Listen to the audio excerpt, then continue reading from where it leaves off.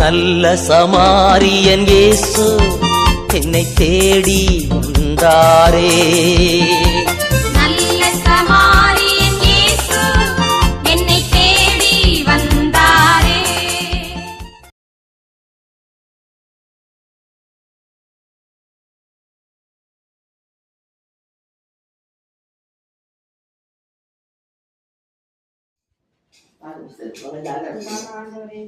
இந்த நாள்ல எங்களை எல்லாரையும் சேர்த்து கிருபைக்காக நன்றி அப்பா. நன்றி தகப்பனே. சிறப்பான நாளாக எங்களுக்கு மாத்தி கொடுத்ததற்கு நன்றி ஆண்டவரே.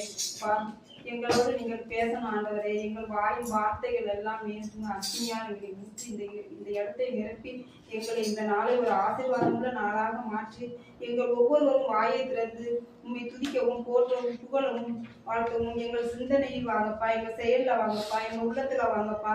எங்களை இந்த நாள் முழுக்க எங்களுக்கு ஆசீர்வாதமுள்ள நாளாக மாற்றி இந்த ஜெப வேலையிலே எங்களுக்கு எந்த இடைஞ்சல்களும் எதுவும் வராத அளவுக்கு நீ பாதுகாத்து உன் தூதரை இந்த வீட்டின் மேல் பாதுகாப்பாக நிறுத்தும்படியாக அப்பா உண்மை பணி உங்களுக்கு ஏற்படுகிற ஆண்டவரே ஸ்தோத்திரப்பா.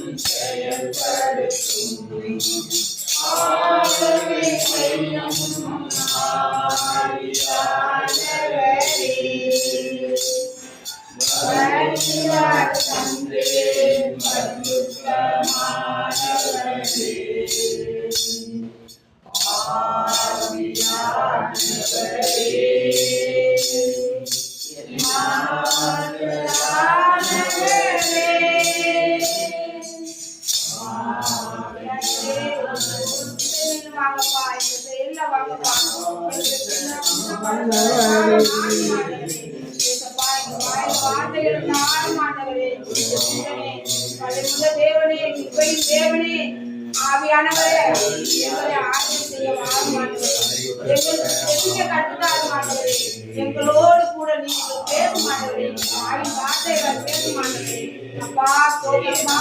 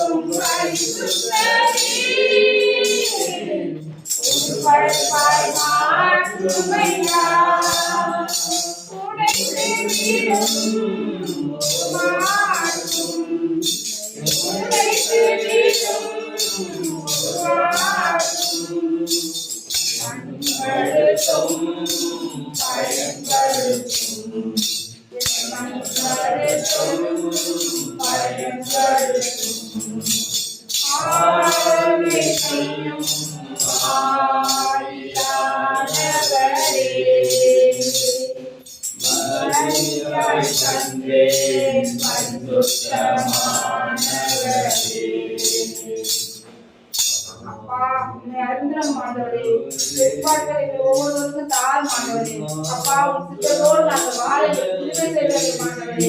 அப்பா ஸ்தோத்திரப்பா, துதிக்கிறோம் வல்லவரே, துதி கழிவோனே ஸ்தோத்திரப்பா. ஸ்தோத்திரம் ஆண்டவரே, ஸ்தோத்திரம் வல்லவரே நல்லவரே, என் தேவனே ஸ்தோத்திரப்பா. எங்களை ஆளுகை செய்ய வாரும் ஆண்டவரே. அப்பா ஸ்தோத்திரம் நீ நல்ல பிதாவே ஸ்தோத்திரப்பா. நன்றி இயேசுவே. அப்பா பிதாவே துதிக்கிறோம், ஆராதிக்கிறோம், போற்றுகிறோம், வணங்குகிறோம் தகப்பனே. உன் பாதத்தில் அமர்ந்த நேரத்தில் உன்னை துதிக்க ஆராதிக்க கிருபை தந்ததற்கு உமக்கு நன்றி அப்பா. நன்றி நன்றி இயேசுவே. கோடான கோடி நன்றி தகப்பனே. எங்கள் ஒவ்வொரு பாவங்களை மன்னித்து ஏசப்பா, எங்கள் ஒவ்வொருத்தருடைய பாவங்களை மன்னித்து உங்கள் செம்மையான பாதையில் வழிநடத்தும் ஆண்டவரே. இயேசுவே, தெரிந்தும் தெரியாத செய்த தவறுகளை எங்கள் குற்றங்களை மன்னித்து ஏசப்பா, எங்கள் இதயங்களில் இருக்கும் பாவங்களை மன்னித்து உமக்கு விருப்பமான பாதையில் எங்களை வழிநடத்துங்க ஆண்டவரே. இயேசுவே, துதிக்கிறேன், ஆராதிக்கிறோம், போற்றுகிறோம். நன்றி தகப்பனே, நன்றி ஏசப்பா. சர்வ வல்லமில்ல என் தகப்பனே, உமக்கு நன்றி அப்பா. நன்றி நன்றி இயேசு, நன்றி இயேசு. 176 176. நீங்க இல்லாம வாழ முடியாதையா, உங்க கிருபை இல்லாம வாழ தெரியாதையா. நீங்க இல்லாம வாழ முடியாதையா, உங்க கிருபை இல்லாம வாழ தெரியாதையா. இயேசுவே என் எஜமானரே, இயேசுவே என் எஜமானரே, நேசரே என் துணையாளரே. நீங்க இல்லாம வாழ முடியாதையா, உங்க கிருபை இல்லாம வாழ தெரியாதையா. ஆயிர கிருபையும் ஆயிர மகிமையும் தருகின்ற நல்ல தெய்வமே. ஆயிர கிருபையும் ஆயிர மகிமையும் தருகின்ற நல்ல தெய்வமே. தான் மறந்தாலும் மறப்பதில்லையே, தந்தை வெறுத்தாலும் வெறுப்பதில்லையே. தான் மறந்தாலும் மறப்பதில்லையே, தந்தை வெறுத்தாலும் வெறுப்பதில்லையே. நன்றி சொல்லி துதி பாடி மனதார சொல்கிறோம். நீங்க இல்லாம வாழ முடியாதையா, உங்க கிருபை இல்லாம வாழ தெரியாதையா. இதுவரை இருக்கணும் நீங்கள் இருக்கணும், எல்லாமே உங்க கிருபைதான். இதுவரை இருக்கணும் இனிமேல் நிலைக்கணும், எல்லாமே உங்க கிருபைதான். பெருமை பாராட்டிட ஒன்றுமில்லையே, தாங்கி நடத்துவது உங்க கிருபையே. பெருமை பாராட்டிட ஒன்றுமில்லையே, தாங்கி நடத்துவது உங்க கிருபையே. நன்றி சொல்லி துதி பாடி மனதார சொல்கிறோம். நீங்க இல்லாம வாழ முடியாதையா, உங்க கிருபை இல்லாம வாழ தெரியாதையா. இயேசுவே என் எஜமானரே, நேசரே என் துணையாளரே. இயேசுவே என் எஜமானரே, நேசரே என் துணையாளரே. அப்பா பிதாவே, நீரே எங்களுக்கு எல்லாம் அப்பா. ஆண்டவரே, நீரே எங்க கூட இருந்து பாதுகாத்து எங்களுக்கு கரம் பிடித்து வழி நடத்துங்க ஆண்டவரே. அப்பா இயேசுவே, இந்த நேரத்தில் பரிசுத்த ஆவிய ஊற்றுங்கப்பா, அக்னிய ஊற்றுங்கப்பா, அபிஷேகத்தை தாங்க ஆண்டவரே. இயேசுவே, எங்கள் குற்றங்களை மன்னித்து எங்களை உன் கரம் பிடித்து எங்களை வழிநடத்துங்க ஆண்டவரே. அப்பா உமக்கு சோத்திரம், கோடான கோடி நன்றி தகப்பனே. சர்வ வல்லமையில என் தகப்பனே உமக்கு நன்றி அப்பா. சோத்திரம், நன்றி தகப்பனே. எல்லாரும் பாடணும், கைத்தறி பாட வைங்க. எங்களுக்குள்ளே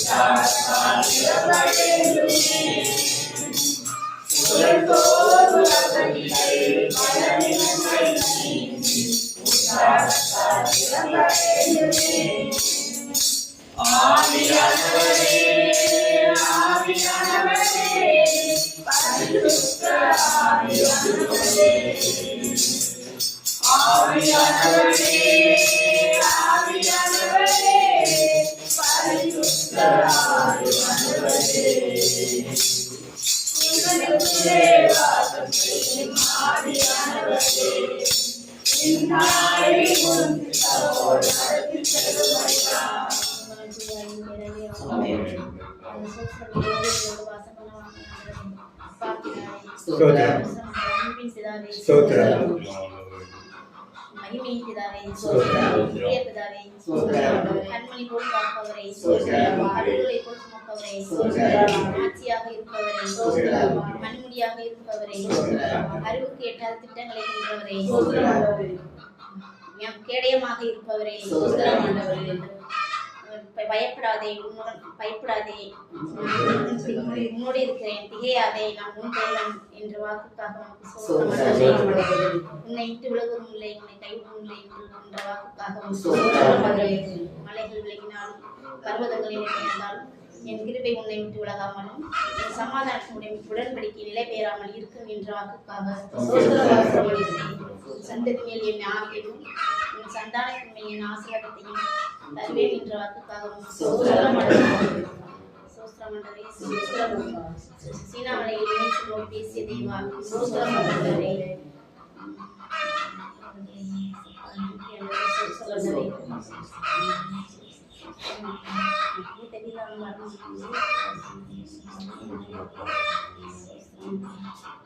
எங்களுக்குள் வாசம் செய்கிற தேவனே,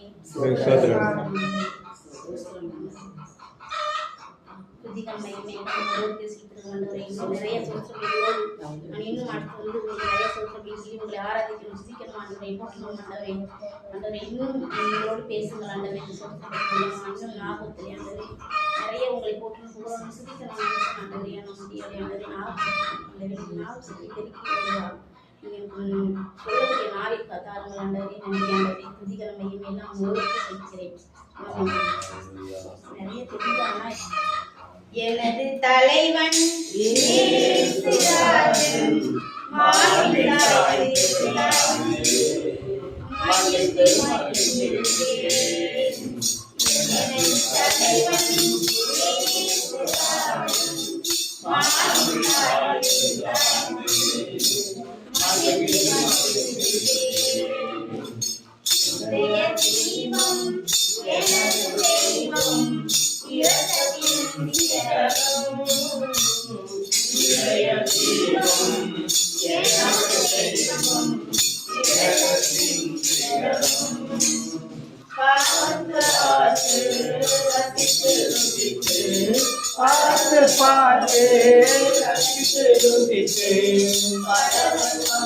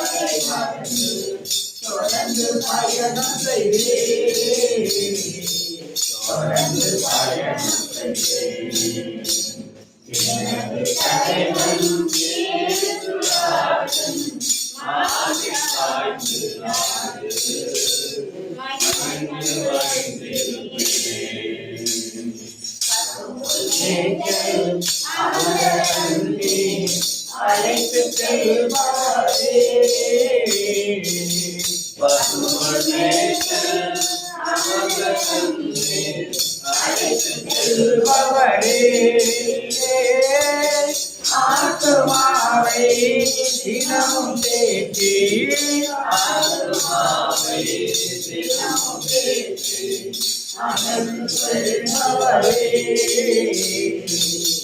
ஆனந்து கொள்பவரே எனது தலைவன்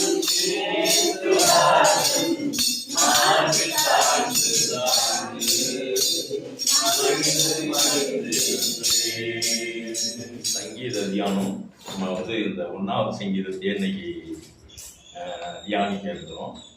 இந்த திருப்பாடல்கள் சங்கீதம் என்று சொல்லக்கூடிய திருப்பாடல்கள் நம்மளுடைய வழிபாடு நடத்துகின்ற நேரங்களில் இவைகளை படித்து அதன்படி நாம் நடப்பதற்கும் அதன்படி நாம் கடவுளை துதிப்பதற்கும் நம்மளை தயார்படுத்துவதற்காக இந்த திருப்பாடல்கள் சங்கீதம் என்றது உருவாக்கப்பட்டு பலரால் பாடப்பட்டு அதில் அதிகமாக தாவீது ராஜாவினால் பாடப்பட்ட பாடல்கள் நிறைய இருக்கின்றது. அவர் கடவுளை ஒவ்வொரு நாளும் துதித்து அதன் வழியாக தன்னை வழிநடத்த வேண்டுமாயும் அதன் வழியாக தன்னை ஒழுங்குபடுத்தி கொள்ள வேண்டுமாயும் நமக்கு தேவையான அனைத்து நன்மையான செயல்களை அவர் கற்றுக் கொடுத்திருக்கின்றார். அதன் பிரகாரம் நம்ம இப்போ திருப்பாடல் 1 தியானிக்க இருக்கின்றோம்.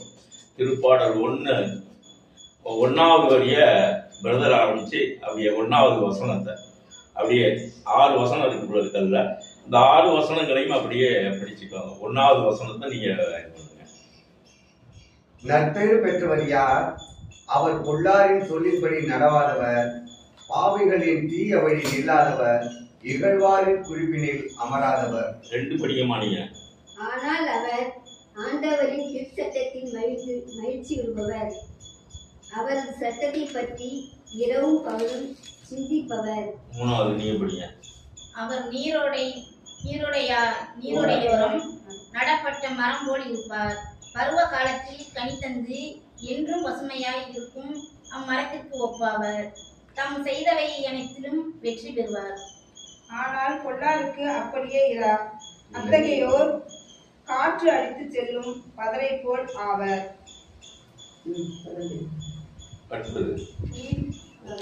பொல்லார் நீதிக்கு போது நிலை நிற்க மாட்டார். பாவிகள் நேர்மையாளரின் மன்றத்தில் இடம் பெற்றார். நேர்மையாளரின் நெறியை ஆண்டவர் கருத்தில் கொள்வார். பொல்லாரின் வழியோ அழிவை தரும். ஓகே, இப்போ இதுல முத 3 வசனங்கள் எதை பத்தி சொல்லுது? நற்பேறு பெற்றோர் எப்படி இருக்கணும், அதுக்குள்ள வழிமுறைகள் என்ன அப்படின்னு அந்த முதல் 3 வசனங்கள் நமக்கு சொல்லி கொடுக்குது. அதை அப்படியே நம்ம கையில் எடுத்து நம்மளுடைய இதயத்தில் நிறுத்தி அதன்படி நடந்தாக்க நம்ம நல்லவர்களாக இருக்க முடியும். அப்படிதான் நல்லவர்களாக இருக்க முடியும். அதுதான் அந்த திருப்பாடல் 1ல முதல் 3 வசனங்கள் அதெல்லாம் சொல்லுது. இதை தாவீது ராஜா தன்னுடைய வாழ்க்கையில் கடைபிடித்து நல்லவராக வாழ்ந்தார் என்பதை நாம் அறிந்து கொள்ள முடிகின்றது. அடுத்த 3 வசனங்கள் என்ன சொல்லுது? பொருளார் இப்படி இருப்பாங்க, அவங்களுடைய செயல்கள் இப்படி இருக்கும், ஆனாலும் நம்ம அப்படியெல்லாம்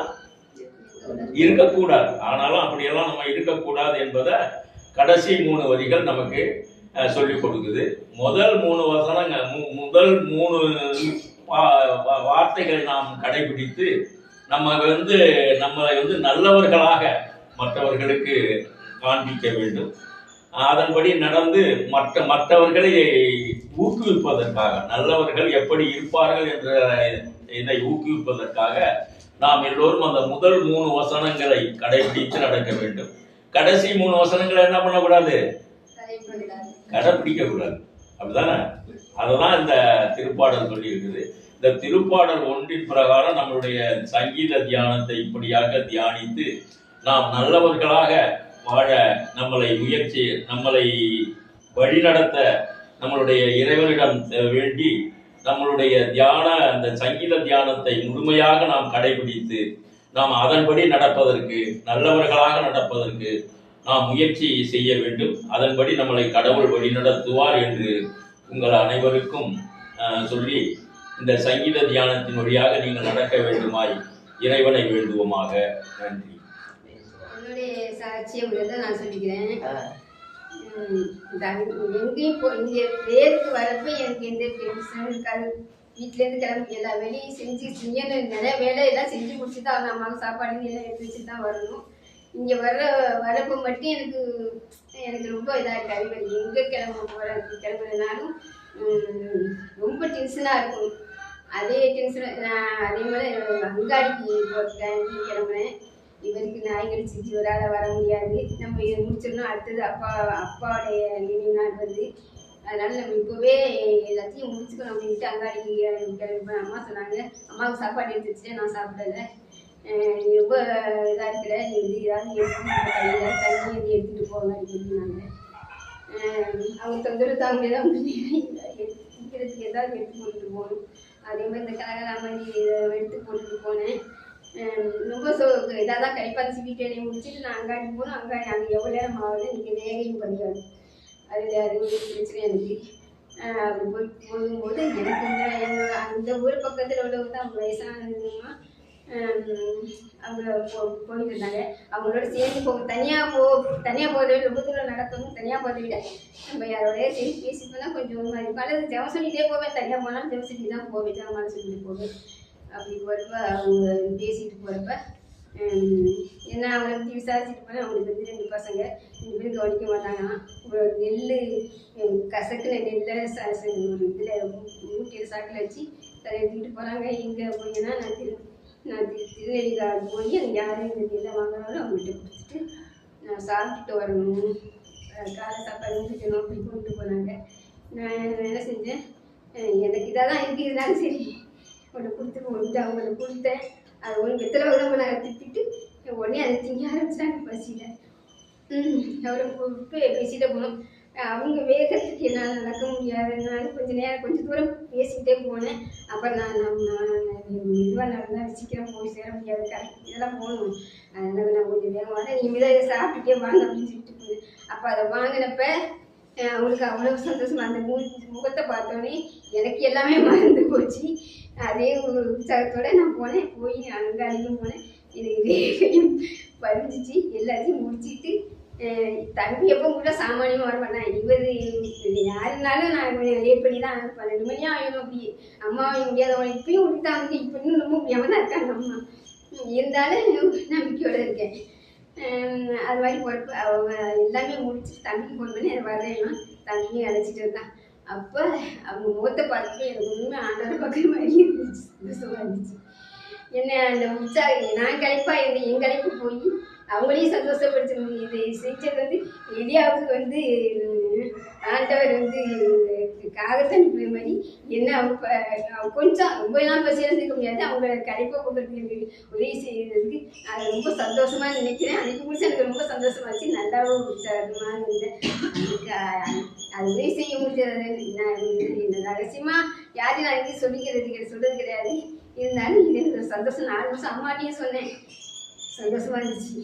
அதுக்காக ரொம்ப நன்றியாக ஆண்டவருக்கு. எனக்கு இவ்வளோ கஷ்டம் இருந்தாலும் எனக்கு ரொம்ப சந்தோஷம். ஒரு 4 வருஷம் சந்தோஷம் வந்து நன்றி. அதை நினச்சிக்கிட்டே இருந்தேன்.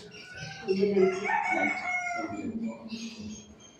நன்றி. நன்றி நன்றி என்று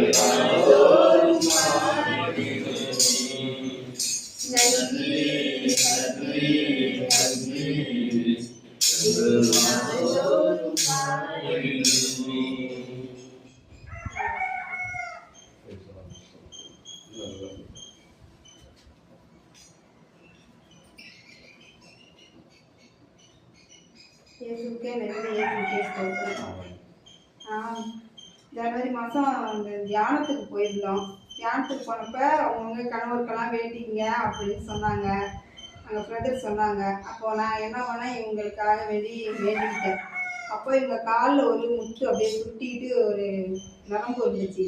அது இவங்களுக்கு நான் ப்ரேயருக்கு அங்கே போயிருக்கப்போ இவங்களுக்கு அது எடுப்பட்டு போயிட்டு அதுக்காக அப்போதான் எங்கள் வீட்டில் ஒரு தென்னை மரம் பட்டு போகிறாப்புல இருந்துச்சு. அதை எல்லாருமே வெட்டிடுங்க, எதுக்கு வேஸ்ட்டாக வச்சுருக்கீங்க, புயலில் அடிபட்டு அந்த தலை தூக்கி போயிருந்துச்சு. நாங்கள் என்னமோ எங்களுக்கான முடியலை, அதனால நாங்கள் வெட்டலை, அதை நினைக்கலை. அது என்ன பண்ணிச்சு, 2 காயாக வச்சுக்கிட்டு இருந்துச்சு. இப்போ நான் என்ன பண்ணேன், ஒரு நாள் எனக்கு ஒரு மாதிரி வயிறுலாம் அல்சர் ஆட்டம் வலிச்சிட்டே இருந்துச்சு. வலிச்சிட்டு இருக்கையில் நம்ம எங்கே ஹாஸ்பிட்டலுக்கு எங்கே போகிறோம் ஆண்டவரே வேண்டிக்கிட்டே என்ன இருந்தேன். ஒரு இளநீ விழுந்துச்சு கீழே, பெருசாக வெயிட் தாக்க முடியாமல். ஒரு இளநியை வெட்டினா 2 பேர் எப்படி குடிக்கிறதுன்னு நினச்சிட்டு நான் மனசுல தான் நினச்சது, அவங்கள்ட்ட கூட சொல்லலை. அவங்க சொன்னாங்க அதை வெட்டி குடிய வயிற்று வலிக்கிறீங்க. நாங்கள் இல்லை, ஒரு இளநியை வெட்டி 2 பேர் எப்படி குடிக்கிறது அப்படின்னு சொல்லிட்டு விட்டுட்டான். மறுநாள் இன்னொரு இளநீ விழுந்துச்சு. வெட்டி குடிக்கணும்னா 2 பேருக்கும் குடிக்கவே முடியாது. அவ்வளோ அந்த அது தென்னை மரம் வந்து பட்டு போடுற நிலைமையில இருக்கு. அந்த கண்ணு போய் இருக்குன்றதா இருக்கு. அது இவ்வளோ அதுல ஃபுல்லாக தண்ணி இப்பயும் இருக்கு. 2 காயாக காய்க்குது. அது அதிகமாக காய்க்காது. 2 தான் வச்சுட்டே போகுது. அதுல 2 தானா விழுந்துச்சு. அது எனக்கு ஆண்டவர் எனக்கு அது ஒரு வைத்தியத்துக்கு எனக்கு ஆண்டவர் அனுப்பி இருக்காரு. அது நான் ஸ்தோத்திரம் சொல்லிக்கிறேன். அப்புறம் நான் கவலையா இருந்தனாலும் கூட எனக்கு எந்த வகையிலாச்சும் ஆண்டவர் யார் மூலியமாச்சும் ஒரு ஆறுதல் சேர்ச்சியான வார்த்தை அல்லது ஒரு செல் அப்படி நோண்டனா கூட எனக்கு அந்த ஆறுதலான வார்த்தைகள் எனக்கு ஆண்டவர் கொடுக்குறாரு. அதுக்கு கோடான கோடி நன்றி. கோடான கோடி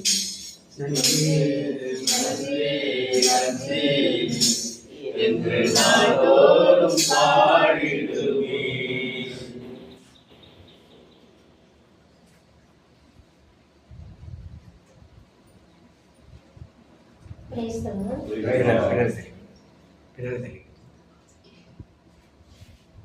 என்னோட மகனுக்கு வயிற்று வலி எப்போன்னா 1 மாதம் விட்டு 2 மாதம் விட்டு போயிட்டே இருந்தது. ஊசி மாத்திரை போடுவோம், நல்லா போயிடும். அப்படியே கண்டுக்காம விட்டுட்டோம். இடையில இப்போ 1 மாதத்துக்கு முன்னாடி வயிறு தாங்க முடியாமல் இங்கே ஒரு கம்பவுண்டர் மாதிரி இருக்கிறதா அவங்கள்ட்ட கொண்டு காமிச்சு ஸ்கேன் போட சொல்லி அனுப்பியிருந்தாங்க. மறுநாள் போய் ஸ்கேன் பண்ணால் அப்பெண்டிக்ஸ்னு சொல்லிட்டாங்க. அதுக்கு முதல் நாள் பிரதர்கிட்ட நான் ஃபோன் பண்ணி செஞ்சு சொன்னேன். அப்போ அவங்க ஜெபம் பண்ணாங்க. வயிற்று வலி எந்த பிரச்சனை இருந்தாலும் வெளிப்படுத்த சொல்லி கடவுள்கிட்ட ஜெபம் பண்ணாங்க. மறுநாள் தான் நான் அனுப்பி விட்டுருந்தேன். அதே மாதிரி ஸ்கேனில் போய் பார்த்த உடனே அப்பெண்டிக்ஸ் சொல்லியிருந்தாங்க. திரும்பி இவங்க என்ன பண்ணிட்டாங்க, என் வீட்டுக்கார் பணம் இல்லை, இப்போதைக்கு போக முடியாதான்னு வீட்டுக்கு கூட்டிகிட்டு வந்தாங்க. கூட்டிகிட்டு வந்து பசியார நிற்கக்குள்ள இங்கேருந்து இவரே ஃபோன் அடிச்சு, நீங்கள் கூட்டிகிட்டு வராதிங்க, உங்கள் பையனை கூட்டிகிட்டு வந்தீங்கன்னா இன்றைக்கி நைட்டுக்கு ஆபத்து, வெடிக்கிற கண்டிஷன் இருக்குன்னு சொல்லவும் திருப்பி கூட்டிகிட்டு போயிட்டாங்க கிளினிக்ஸ்க்கு. கூட்டிகிட்டு போய் அட்மிஷன் பண்ணிட்டாங்க. நான் போகிறது காட்டியுமே அவங்க ஆப்ரேஷன் பண்ணிட்டாங்க. ஆனால் கையில் பணம் இல்லை. நான் போகவே சுகம் பண்ணிட்டே போனேன். ஏசப்பா என்கிட்ட பணம் இல்லை, அப்படியே எனக்கு எப்படினாலும் எனக்கு மீட்சி போடுங்க, உங்களால் முடியாது எதுவும் இல்லை, உங்களுக்கு எல்லாமே லேசான காரியம் அப்படின்னு சுகம் பண்ணிட்டே போனேன். அதே மாதிரி என் மகனோட ஃப்ரெண்டு தான், அவனு சின்ன பையன் தான், அவனோட பையன் தான், அவனோட சொல்லி பையன் தான். அவன் தான் எல்லாமே நின்று எனக்கு முடிச்சு கொடுத்தான். இது வரைக்கும் இன்னும் கூட நான் பணம் கொடுக்க கேட்கல.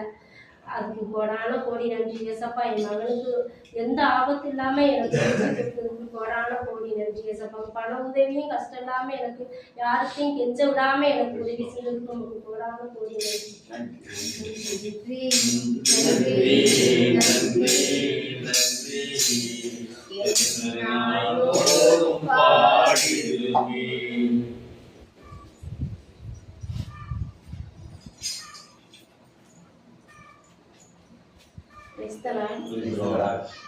இந்த வருஷம் எங்கள் வீட்டுக்காரங்க இந்த உடம்பு சூழ்நிலைக்கு சாவடி எப்படி பண்ணுவோம் அதுக்கும் இப்படியே அவங்க உடம்பு சூழ்நிலை சரியே இல்லை. ஆனால் எந்த குறையுமே இல்லாமல் நீ வீட்டிலும் ஆசீர்வதிப்பாய், பயிர்களிலும் ஆசீர்வதிப்பாய். கடவுள் இந்த வழி வைக்காக மீட்டெடுத்து கொள்ளான கொடுத்தேன்.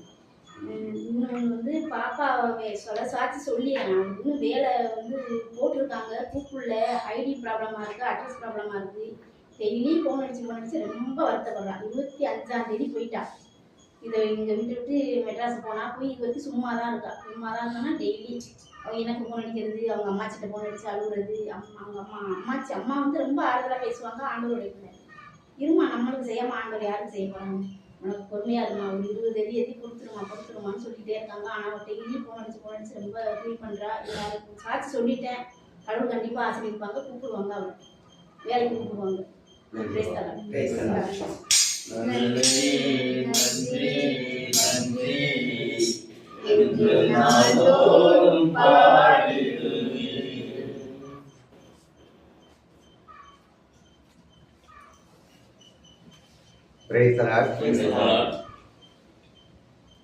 எனக்கு வந்துட்டு காலைல ஒரு 6 மாசமா இருந்துச்சு, பின்னால நரம்பு சுருட்டிட்டு அது எப்படி சுருட்டுது என்னன்னு எனக்கு தெரியாது. அப்ப இவங்கெல்லாம் பெருசா ஏதாவது போனதுக்கு பிற்பாடு ஒரு 3 மணி இருக்கும் மேரி எடுத்த சொன்னிச்சு, இது மாதிரி லிங்க்ல போட்டிருக்காங்க அப்படின்னு. அப்ப அந்த ஜபத்தை எடுத்து வச்சுக்கிட்டு பேசிக்கிட்டு ஜபத்தை பார்த்துக்கிட்டே நான் அந்த வெள்ளால் அப்படியே தடவிக்கிட்டே இருந்தேன். அப்புறம் அது போயிடுச்சு. அப்புறம் வந்துட்டு மெட்ராஸ்லேருந்து சென்னையிலேருந்து ஒருத்தர் மணிங்கிறவர் வந்துட்டு அவர் சசி ஜோசப் வந்துட்டு இது காமெடி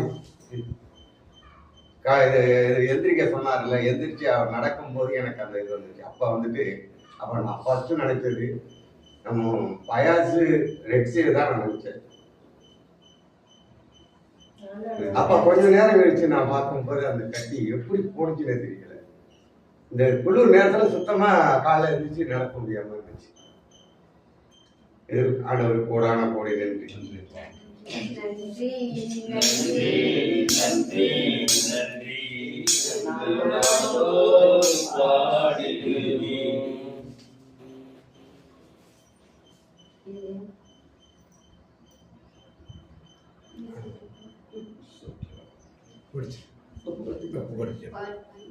பாட்டு பண்ண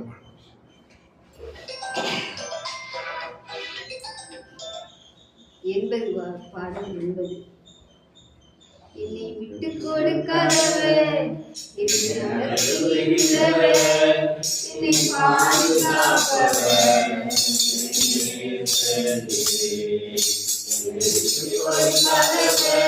என்னை நடத்துகின்றவர், என்னை பாதுகாப்பவர், நான் வழிமாறும் போது என் பாதை காட்டினீர். என் அருமையான போது என்னை தூக்கி நடத்தினீர். நான் வழிமாறும் போது என் பாதை காட்டினீர். என் அருமையான போது என்னை தூக்கி நடத்தினீர். என்னை விட்டுக் கொடுக்காதவர், என்னை நடத்துகின்றவர், என்னை பாதுகாப்பவர், நான் பாவம் செய்த போது உம்மை நடத்தினீர். உம்மை நோகடித்த போது உம் சேவகர் மன்னித்தீர். நான் பாவம் செய்த போது என்னிடத்தை நடத்தினீர். உம்மை நோகடித்த போது உம் சேவகர் மன்னித்தீர். என்னை விட்டுக் கொடுக்காதவர், என்னை நடத்துகின்றவர், என்னை பாதுகாப்பவர், நான் அடைந்த போது என்னோடு கூட வந்தீர். நான் ஒழிந்த இடத்திலே என் தலையை உயர்த்தினீர். நான் தலை குனிந்த போது என்னோடு கூட வந்தீர். நான் ஒழிந்த இடத்திலே என் தலையை உயர்த்தினீர். என்னை விட்டுக் கொடுக்காதவர், என்னை நடத்துகின்றவர், என்னை பாதுகாப்பவர், நான் வேண்டிக் கொண்டதெல்லாம் என் பார்வையில் தருகின்றீர். நான் நினைப்பதற்கும் மேலாய் என்னை ஆசீர்வதிக்கின்றீர். நான் வேண்டிக் கொண்டதெல்லாம் என் பார்வையில் தருகின்றீர். நான் நினைப்பதற்கும் மேலாய் என்னை ஆசீர்வதிக்கின்றீர். என்னை விட்டுக் கொடுக்காதவர், என்னை நடத்துகின்றவர், என்னை பாதுகாப்பவர்,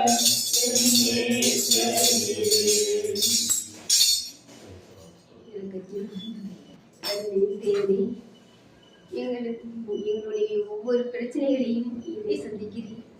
ஒவ்வொரு குடும்பத்தின் தேவைகளையும் நீர் அறிந்திருக்கிறீர். எல்லோரையும் அவர்களது தேவையை சரி செய்கின்றீர். ஒவ்வொருவரின் வியாதிகளையும் குணப்படுத்தி ஒரு குடும்பத்தின் பிரச்சனைகளையும் சரி செய்து அவர்களை நினைப்பதற்கு மேலாகவே அவர்கள் கேட்பதற்கு மேலாகவே நீர் எல்லாம் செய்து தருகிறீர். ஆண்டவரே, நீரே மெய்யான கடவுள், நீரே மெய்யான தேவன். உண்மை நாங்கள் அனைவரும் உண்மை பற்றி கொண்டு எக்காலம் வாழவும் மற்றவர்களை உம்மோடு கொண்டு வந்து சேர்க்கும் பணியை நாங்கள் திறம்பட செய்யவும் எங்களுக்கு உதவி தரும்படி கெஞ்சி மன்றாடிடும் ஆண்டவரே. இனிமேல் நான் இரக்கம் காட்டியதும் ஆண்டவரே.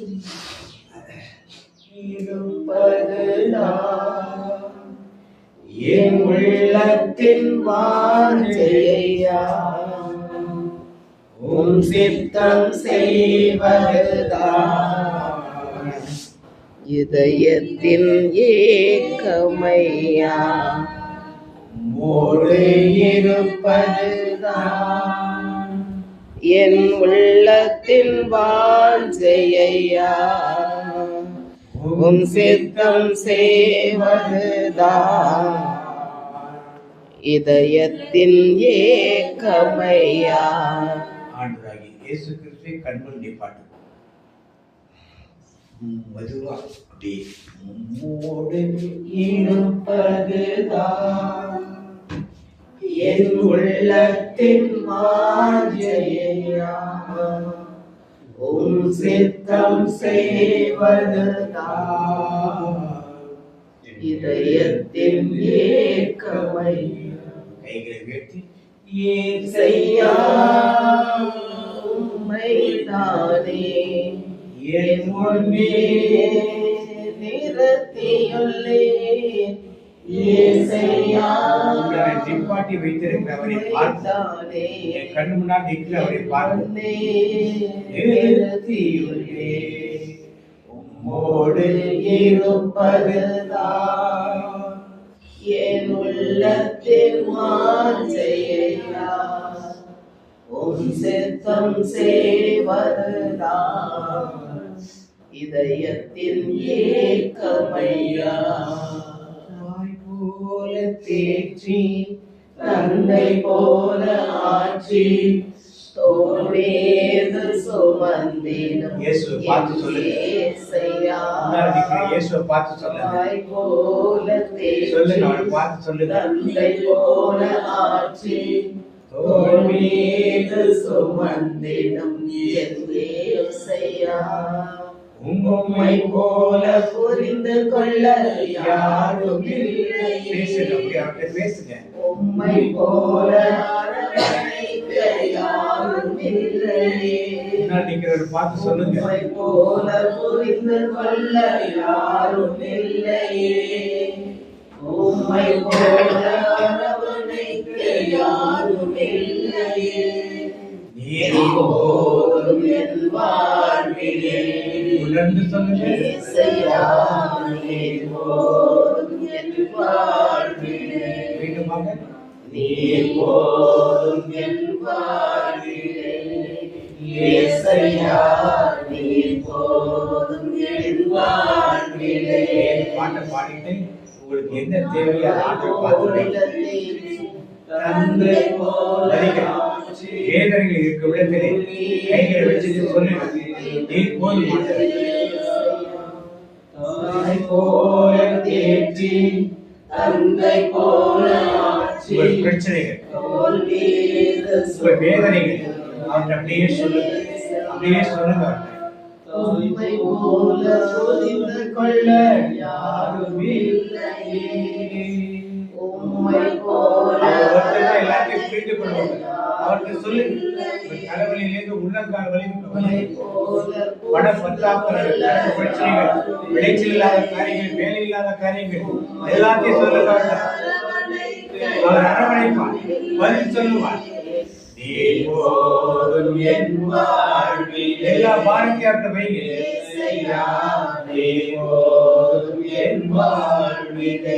கைகளை குவித்து சொல்லுங்க. நீர் போதும் என் வாழ்விலே. உள்ளத்தின் ஆழத்திலிருந்து சொல்லுங்க. நீர் போதும் மெதுவா பொறுமையா சொல்லுங்க. பொறுமையா சொல்லுங்க. நீர் போதும் என் வாழ்விலே. இப்போ அவர் பேசுற சத்தத்தை கேளு. நாம் பாட்டு சொல்லிட்டோம். அவர் பேசுவார். ஒரு நிமிஷம் எந்த சத்தம் இல்லாம அவர் பேசும் சத்தத்தை கேளுங்க.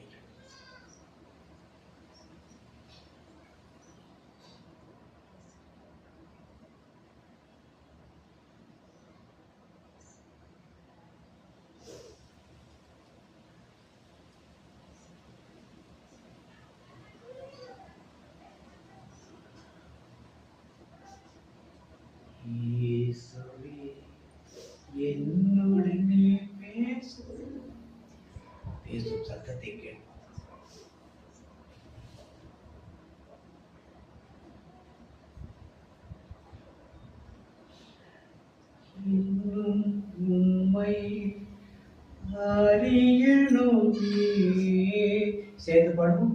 இன்னும் உம்மை அறியணுமே, இன்னும் கிட்டி சேரணுமே, இன்னும் கிட்டி சேரணுமே. பிரசன்னம் பிரசன்னம் தேவ பிரசன்னம் பிரசன்னம் பிரசன்னம் தேவ பிரசன்னம். ராஜா உம் பிரசன்னம் போதுமையா, எப்போதும் எனக்கு போதுமையா. ராஜா உம் பிரசன்னம் போதுமையா, எப்போதும் எனக்கு போதுமையா. பிரசன்னம் பிரசன்னம் தேவ பிரசன்னம் பிரசன்னம் பிரசன்னம் தேவ பிரசன்னம். நீ கண்களை மூடி தேவ பிரசன்னத்திலே நாம் இயேசுவிடம் என்ன பேசினோம், அந்த பிரசன்னம் எதை உணர்த்தியது, அவர் என்ன பேசினார் என்பதை ஞாபகத்தில் வைத்துக் கொண்டு அப்புறமா கண்களை திறப்போம்.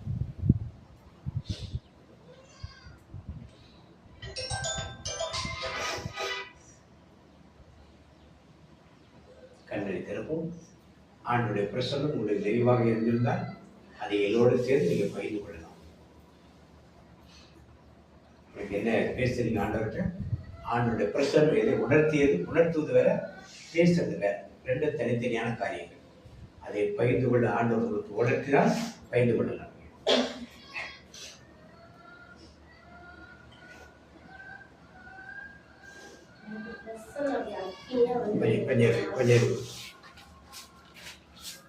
சொல்லு. பிரசன்ன பாட்டு பாடுறது என் மேல எல்லா பிரச்சனை இறங்குனது என்னால் உணர முடிஞ்சது. பிரசன்னம் தேவ பிரசன்னம் பிரசன்னம் பிரசன்னம் தேவ பிரசன்னம். பேசல, ஆனா அவர் பார்க்கறதுக்கு நல்ல பவரான அவர் சும்மா நிக்கிறது கண் பார்வை, அவர் பார்க்கறது தான் நிச்சயம். இன்னும் உம்மை அறியணுமே, இன்னும் உம்மை அறியணுமே, இன்னும் கிட்டி சேரணுமே, இன்னும் கிட்டி சேரணுமே. அப்பாவுக்காக வேண்டிக்கும்போது, அதாவது அட்ரஸ் மாற்றி கொடுக்குறாங்களே சீக்கிரத்துலேன்னு சொல்லும்போது ஏதோ கோடு 2 கோடு மாதிரி தெரியும். ஏதோ ஒரு கோடு 2 கோடு மாதிரி இருக்காங்க. கோடு மாதிரி. பிரசன்னம் பிரசன்னம் தேவ பிரசன்னம்.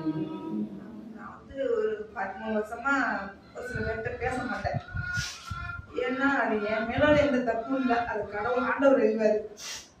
நான் அவங்களுக்கெல்லாம் நல்லதுதான் செஞ்சேன், ஆனா என் பிள்ளைங்க விஷயத்துல கொஞ்சம் விளையாண்டுட்டாங்க. அதனால மற்றவங்க எல்லாத்தையும் சமாதானமா போகணும், எந்த பிரச்சனை இருந்தாலும் அவங்களோட பேசாமே இருந்தேன். ஆனா இந்த 2026 ஆண்டவர் அவங்களோட பேசுறதுக்கு ஒரு சந்தர்ப்பத்தை ஆண்டவர் தான் அவர் வாங்கி கொடுத்தாரு எனக்கு. நான் போய் பேசல. தப்பு நீ வச்சுக்க கூடாது, மனசுல அந்த கதையோட நீ இருக்கக்கூடாது, என்கிட்ட வாழக்கூடிய என்கிட்ட இருக்கிற என் பிள்ளை அந்த மாதிரி இருக்கக்கூடாதுங்கிறத ஆண்டவர் அந்த ஒரு சூழ்நிலையை உருவாக்கி அவங்கள்ட்ட என்னை பேச வச்சாரு. ஒரு வகையில நான் ஜபத்துல அவங்களுக்கு வேண்டிட்டு தான் இருந்தேன் 2-3 வருஷமாவே.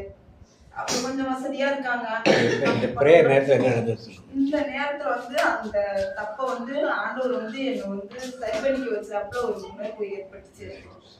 பிரசன்னம் பிரசன்னம் தேவ பிரசன்னம்.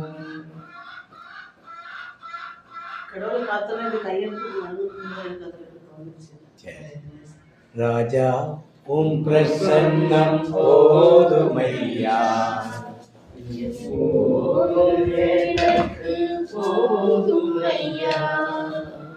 ஐயா உங்களுக்கு ஒன்றும் தெரியல. மற்றவங்க பேசலாம். எதிர்த்து பிள்ளைங்களாம் நிற்கிறாங்க.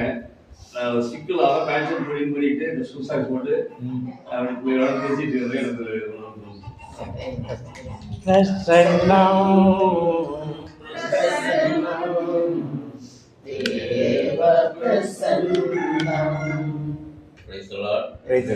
என்னுடைய மனைவியினுடைய கண்ணீரை அவன் இயேசு துடைக்கின்றார். அதுக்கு காரணம் என்றால் என்னுடைய பொழுது செவத்தி கண்ணுகிறதர் சொன்னது போல என்னுடைய மூத்த மகனையும் என்னுடைய இளைய மகனையும் சொல்லும் பொழுது அவருடைய கண்ணீர் துடைக்கப்படுகின்றது. நன்றி இயேசு. பிரசன்னம்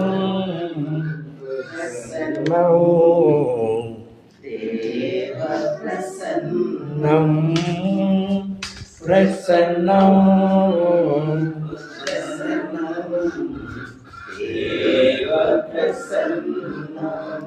தேவ பிரசன்னம்.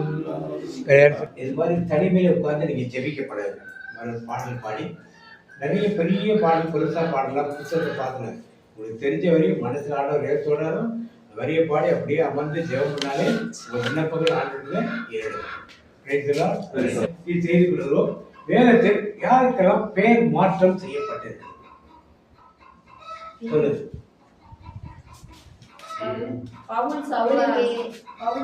பெயர் யார் மாத்துறது?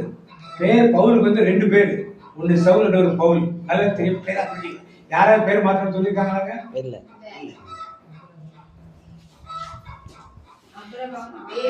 ஆபிரகாம் நல்லா சொன்னாங்க. உங்களுக்கு கை தட்டாங்க. ஆபிரகாமை ஆண்டவர் ஆபிரகாம் என்று மாற்றுகிறார். அப்புறம் அடுத்தது சாராயை ஆண்டவர் சாராள் என்று மாற்றுகிறார். அப்புறம் யாக்கோபை ஆண்டவர் இஸ்ரவேல் என்று பெயர் மாற்றுகிறார். அப்புறம்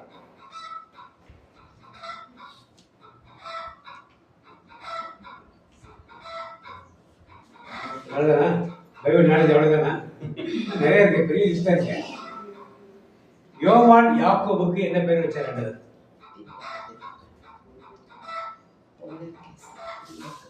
எடுங்க மார்க்கு. மார்க் தானே 3ஆம் அதிகாரம் 17ஆம் வாசிங்க. மார்க் 3:17.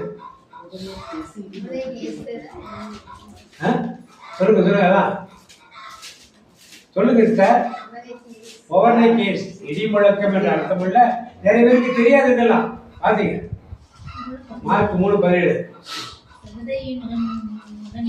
நல்ல சத்தமா வாசிங்க. செபதேயுவின் மகன் யாக்கோபு, யாக்கோபுவின் சகோதரரான யோவான், இவ்விருவருக்கும் இடியை போன்றோர் என பொருள்படும் ஒவனேகேசு என்று அவர் பெயரிட்டார். ஒவனேகேசு என்றவர் நமக்கு ஆபிரகாமுக்கு பேர் மாத்திரை தெரிஞ்சிருக்கு, சாராய்க்கு பேர் மாத்திரை தெரிஞ்சிருக்கு. யாருக்கு பேர் மாத்திரை? யாக்கோபு பேர் மாத்திரை. புதிய ஏற்பாட்டுல யாருக்கு? யாக்கோபுக்கும் யாருக்கும் யோவானுக்கும் பேர் இடிமுழக்கத்தின் பேர் நமக்கு தெரியாது. ஏன் தெரியாது நமக்கு? ஏன் தெரிய மாட்டேங்குது? எப்படி புரியல? வேதத்துள்ள வசனங்களை அதிசயங்களை காணும்படி என் கண்களை மாற்றத்துக்கு வாக்கு தருது. வேதத்தில் உள்ள அதிசயம் நன்கு புரியும். நன்கு புரியணும். அப்பதான் இந்த கிறிஸ்தவ மதம் வந்து வேற மதம் கிடையாது.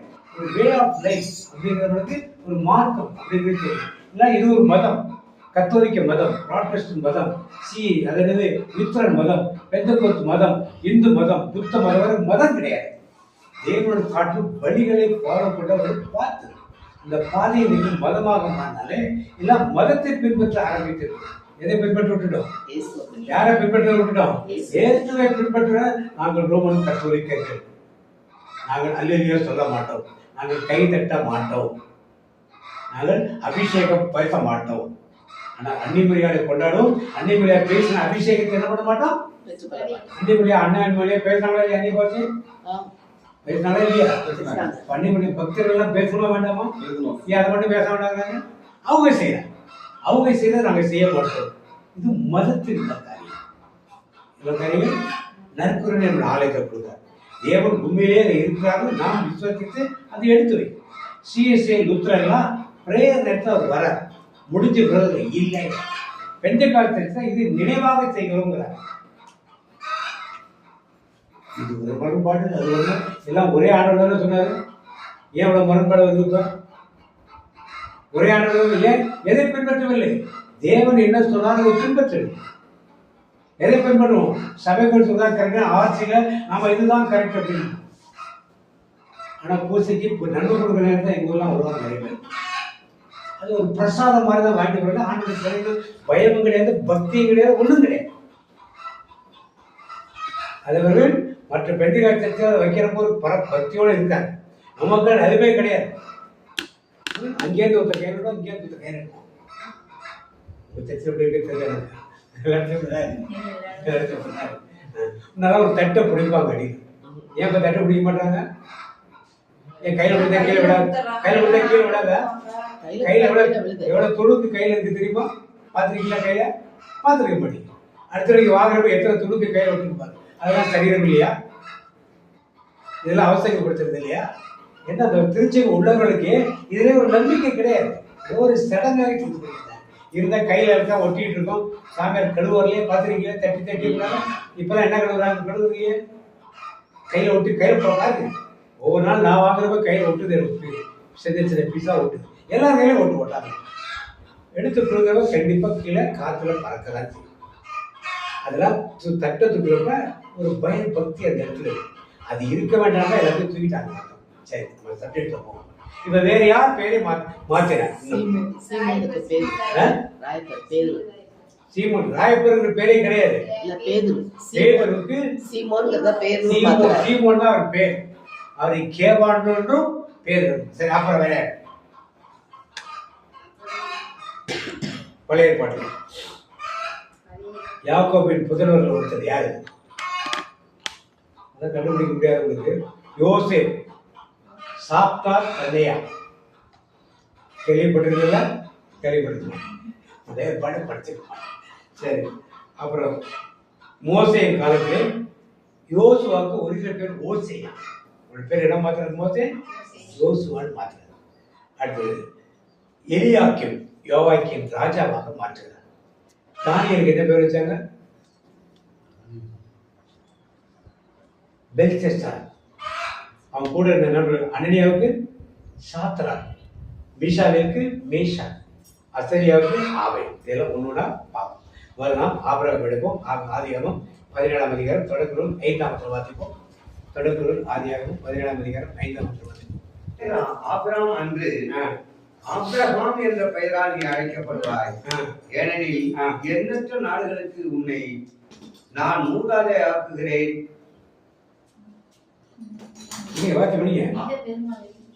மிக பெரும் அளவில் உன்னை பழகச் செய்வேன், உன்னிடமிருந்து நாடுகளை உண்டாக்குவேன், உன்னிடமிருந்து அரசர்கள். இப்ப ஆபிரகாம் என்ற பெயர் முதல்ல இருந்தது. அது ஆசீர்வாதமானதா? ஆபிரகாம் என்பது ஆசீர்வாதமானது. முதல்ல கா கிடையாது, ஆபிரகாம். ரெண்டாவது ஆபிரகாம் என்றால் எலெக்டட் ஃபாதர், உயர்ந்த தகப்பன் என்று அர்த்தம். ஆபிரகாம் என்றால் பல ஜாதிகளுக்கு நீ. இப்ப ஆண்டவர் ஆபிரகாமை இது எது பெருசு பேர்? எது நல்ல பேர்? ரொம்ப நல்ல பேர். முதல்ல இருந்த பேரா ரெண்டாவது? ஏன்?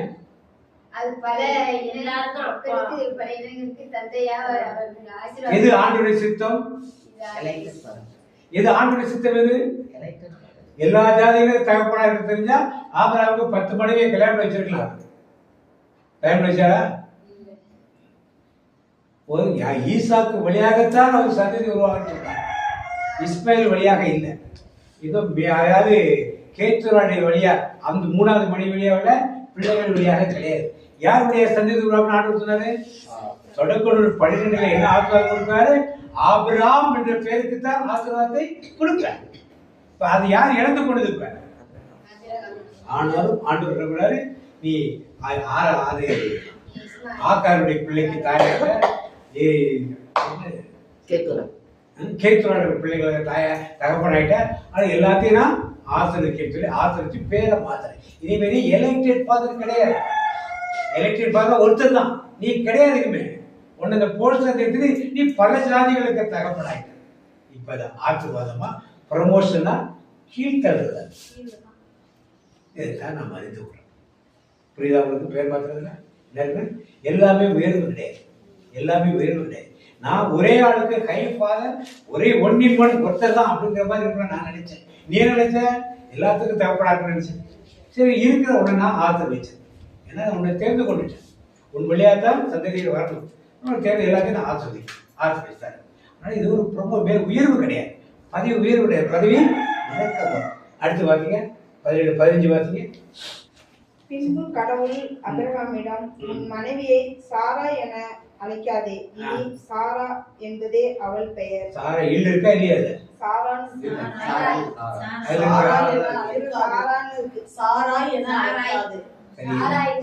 ரெண்டாவது சாரா இல்ல இருக்கா இல்ல இல்லையா?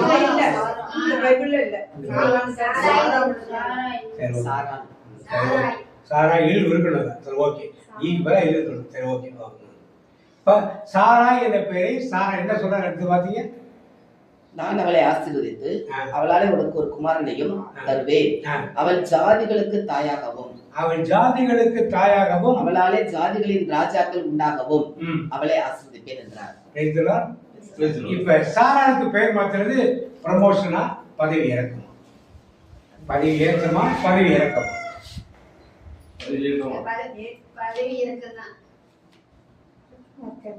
பதவி. அடுத்த ஒரு வழியாக இதுக்கு முன்னாடி இந்த ஆசீர்வாதத்தை யாரும் கொடுக்கல? ஆபிரகாம் தான் கொடுத்திருந்தார். ஜாதிகள் ஒரு வழியாக பல இனங்கள் உண்டாகும், பல ராஜாக்கள் வரும். இந்த ஆசீர்வாதத்தை யாரும் கொடுக்குறாங்க? கொண்டாந்து முதல்ல அவருக்கு சாராவை கொடுக்கல. எப்ப கொடுக்கிறாரு? பேர் மாற்றப்பட்ட பிறகுதான் ஆசீர்வாதத்தை. அப்ப என்ன அர்த்தம்? உன் வயிற்றில் பிறக்கும் குழந்தையின் வழியாகத்தான் இந்த உலகம் எல்லாம் பல ராஜாக்கள் தோன்றுவார்கள், எல்லாம் வருவார். அவருக்கு ஆபிரகாமுக்கு அதை கொடுத்தார். ஆனால் ஆண்டவர் சிறப்பாக தெரிந்து கொண்டது யாருங்க? சாராய் வயிற்றில் இருக்கிற சாராய் பேர மாற்றி அவள் வயிற்றில் இருக்கிற பிள்ளைகள் வழியாகத்தான் ஆண்டவர் ஒரு ஆசீர்வாதத்தை கொடுத்தார். இப்படியாக ஒரே கணவன் மனைவிகளே ஒருத்தருக்கு பதவியை இறக்கி வைத்து ஆசீர்வதிக்கிறார், ஒருத்தர் பதவி ஏற்றி வைத்து ஆண்டவர். உங்களையும் என்னையும் தேவன் அப்படித்தான் பல முறையில். நீங்க முதல்ல ஒரு விசுவாசி என்ற பெயரில் இருந்திருக்கலாம். இப்ப நீங்க விசுவாசி கிடையாது. யாரு? சொல்லவே மாட்டீங்க. Very good. நல்லா கேட்க. எல்லா சர்ச்சிலும் எல்லா சபைகளையும் ஆர்சி சர்ச்சில், பெண்டிகாட் சர்ச்சில், சிஐ சர்ச், எல்லா சர்ச்சிலும் மக்கள் யாரா இருக்கணும் விரும்புறாங்க? பாஸ்டர்ஸ், குருக்கள், ஆயர்களா யாரா இருக்கணும் விரும்புறாங்க? அப்போ சர்ச்சை விரும்புறாங்க. யாரும் விரும்புறது கிடையாது. ஊழியக்காரங்க விரும்புறாங்க. நான் கேட்கறதுக்காக சொல்றீங்களா? நீங்க நாளைக்கு போய் பூசை வைக்கணும்னு சொல்லிடுவாரா? அப்போ சொன்னவங்கள சொல்லிடுவாங்களா? பதவியோட அவங்க பெருமையா இருக்கணும்னு நினைக்கிறாங்க. நீங்க பூசை உதைக்க போறீங்க, எசனம் விட்டுருவாங்களா? ஒண்ணுல பூசை உதைக்க போறீங்க. நீங்க போய் கேரஸ் பாட நிக்கிறீங்க, போய் கேரஸ்ல கோயில போய் நிக்கிறீங்க, பாட விடுவாங்களா? ஏன் நீங்க யாரா இருக்கணும் அந்த கோயில்ல? விசுவாசி இல்லைன்னா வந்துட்டு போறாங்களா? விசுவாசி இன்னைக்கு விசுவாசி, நாளைக்கு விசுவாசி, நாளைக்கு விசுவாசி, கல்யாணமான விசுவாசி, பிள்ளைங்க வச்சுட்டான விசுவாசி, தாத்தாவான விசுவாசி, பாட்டியான விசுவாசி, செத்தாலும் ஆதியில் இருந்தது போல என்றும் என்றும் எப்பொழுதும் கான்செப்ட். இது எல்லா சபைகளுக்கும் போறது, இங்க மட்டும் இல்லை. நம்முடைய சர்ச்சில் எல்லா சர்ச்சிலும் அப்படிதான் வச்சிருந்தார். ஏன் ஆண்டவர் அப்படிதான் சொன்னாரு? எங்கேயாவது விசுவாசியம் சொன்னார் ஆண்டவர்? நீ போய் எல்லாவற்றையும் என்ன பண்ணுங்க, சீசர் ஆக்கி ஞானஸ்தானம், பிதாகுமாரங்க ஞானஸ்தானம் கொடுத்து நான் கட்டளையிட்ட கடைபிடிக்க முடியாத நீங்கள் கற்றுக்கொள்ளுங்கள் சொன்னார். யார் செய்யற அன்னைக்கு? இதை பார்க்க போனோம்னா ஒருத்தர் எல்லாம் சீசர் ஆக்கி ஞானஸ்தானம் கொடுத்துட்டு விசுவாசியா வச்சிருக்காங்க.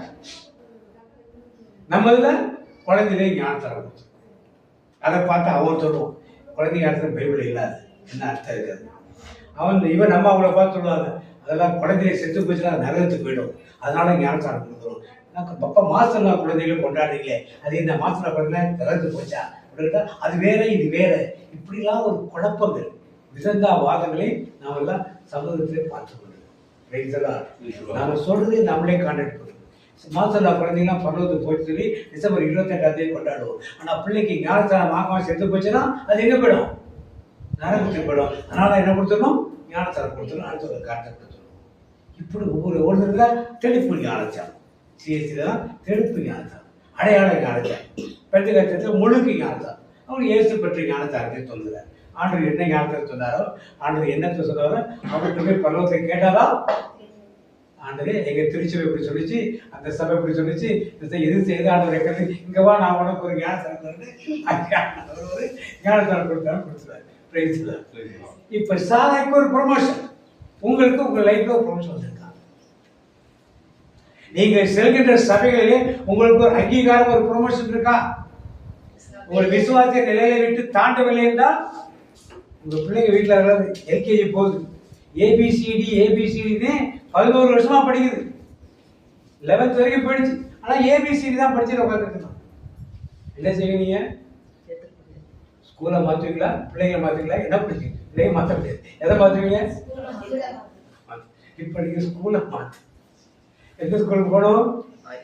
என் இதயம் ஒரு பள்ளிக்கூடம், அதில் என் இதயம் ஒரு மாணாக்கர், இயேசு என்ற பள்ளிக்கூடத்தில் நாம் இருக்கணும்.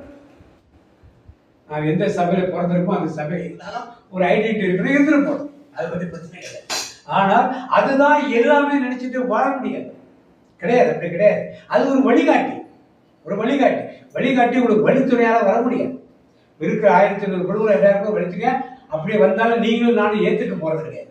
உங்களுக்கு என்ன வந்துச்சு, வேலையா வெட்டியா, நீங்க வரீங்க நாங்க வேலை பார்க்க வேண்டாமா, வைக்க வேண்டாமா, 1000 கேள்வியை நாம கேட்டு அதெல்லாம் அப்படியே ஸ்டாப் பண்ணுவோம்.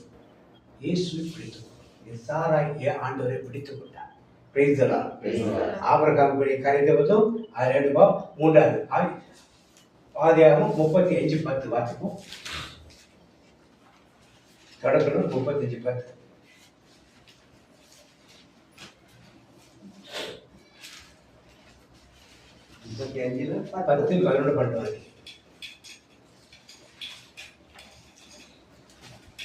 கடவுள் அவரை நோக்கி, உன் பெயர் யாக்கோபு, இனிமேல் நீ யாக்கோபு என்று அழைக்கப்பட மாட்டாய், உன் பெயர் இஸ்ரவேல் எனப்படும் என்றுரைத்து இஸ்ரவேல் என்று அவருக்கு பெயரிட்டார். இப்ப யாக்கோபு யாரோட போய் சண்டை போடுறாரு? இப்ப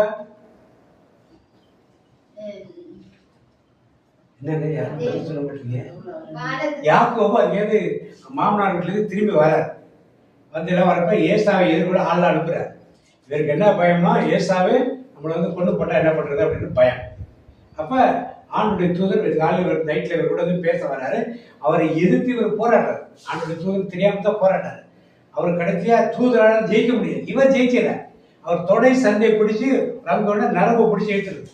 அப்ப நரம்பு பிடிச்சதுன்னா இவர் பயணம் விட்டுறாரு.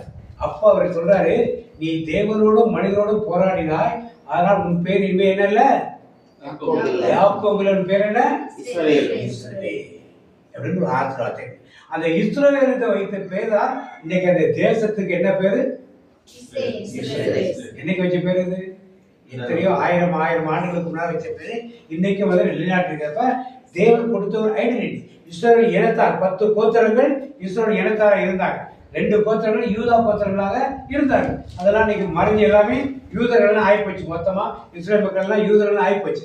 அப்ப இந்த இஸ்ரவேல் ஒரு ஐடென்டிட்டினா யாக்கோபு என்றால் அங்க அண்ணன் காலை பிடிச்சிட்டு வெளியே வந்தவன், காலை வாரவன், காட்டி கொடுக்கிறவன், ஏமாத்தன், எத்தன், இப்படி எல்லாம் பேர் வச்சு இதெல்லாம் மாற்றி போட்டு ஆண்டவர் அதன் வழியாகத்தான், யாக்கோபின் வழியாகத்தான் 12 கோத்திரங்கள் ஏற்படுச்சு வந்தது. அப்ப இன்றைக்கு உங்களுக்கும் எனக்கும் தாவிதை போல ஒரு பேரை வச்சிருக்காரு. ஆனால் ஆண்டவர் உங்களை என்ன சொல்லி கூப்பிடுறாரு? அது முக்கியம். தேவன் என்னை என்ன சொல்லி கூப்பிடுறாரு? இப்ப ஆண்டவர் ஆபிரகாம் கூப்பிட்டார், சாராயை சாரான்னு கூப்பிட்டார். யாக்கோவை பார்த்து என்ன பண்ணாரு? இஸ்ரவேலே பயப்படாதே நானே உன் தேவன். இப்ப அவர் யாக்கோவை இப்படி கூப்பிடுறார். இன்னைக்கு உங்களையும் வேலையும் என்ன பேசிக்கோங்க.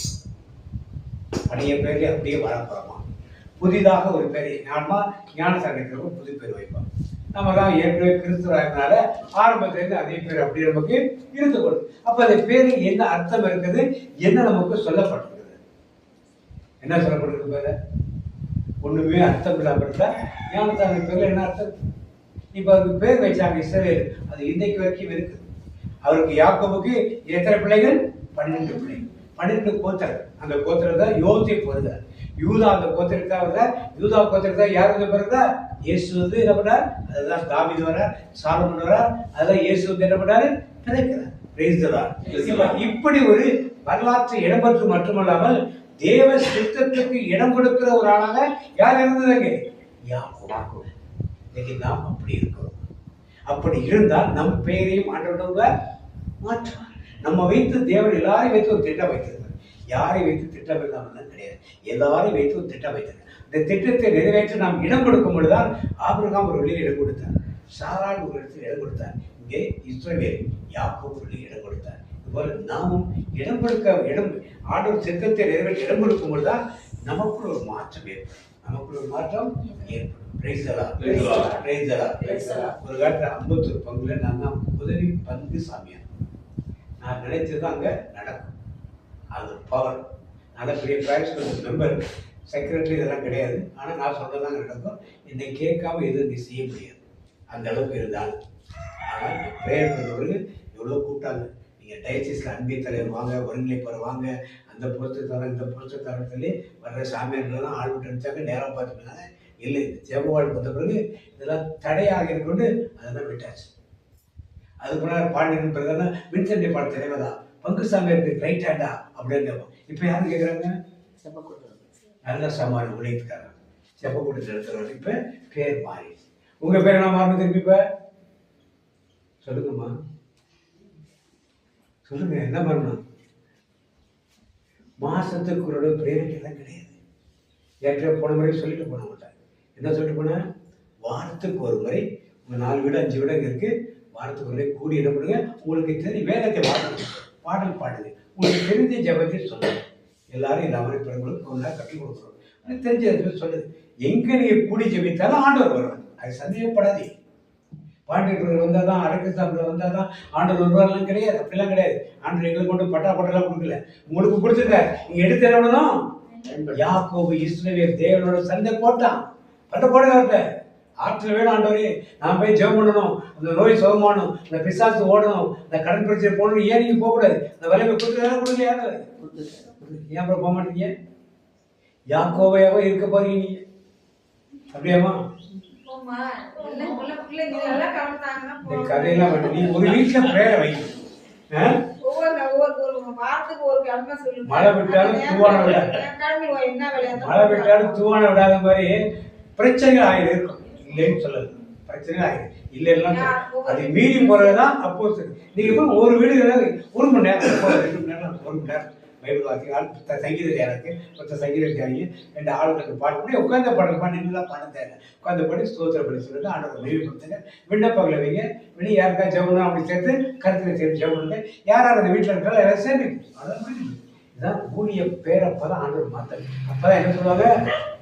லில்லி ஒரு ஜெப வீரர்களே சபஸ்திக்கு ஒரு பேர் மாறிச்சு. லட்சியதி படையாக பேர் மாறிச்சது. முதல்ல மிலிட்ரிக்காரங்க, இப்ப என்ன மாறிச்சு? லட்சியதி படை. அது மாதிரி மாறணும். அடுத்தது பாட்டு போட்டு என்ன பண்ணும்?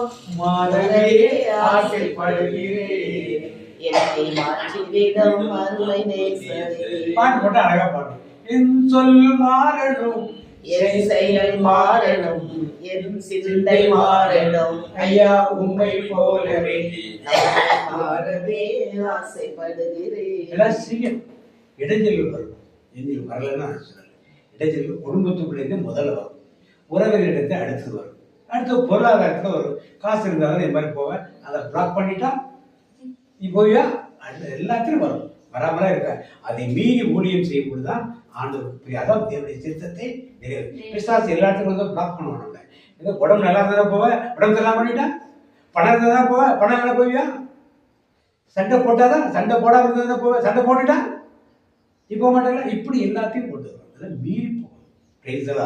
ஆபிரகாமை பார்த்தோம், சாராளை பார்த்தோம், யாக்கோபை பார்த்தோம். அடுத்த நாள் பார்த்திப்போம் யோவான் நற்செய்தி 1:42 பார்த்திப்போம். யோவான் நற்செய்தி 1:42.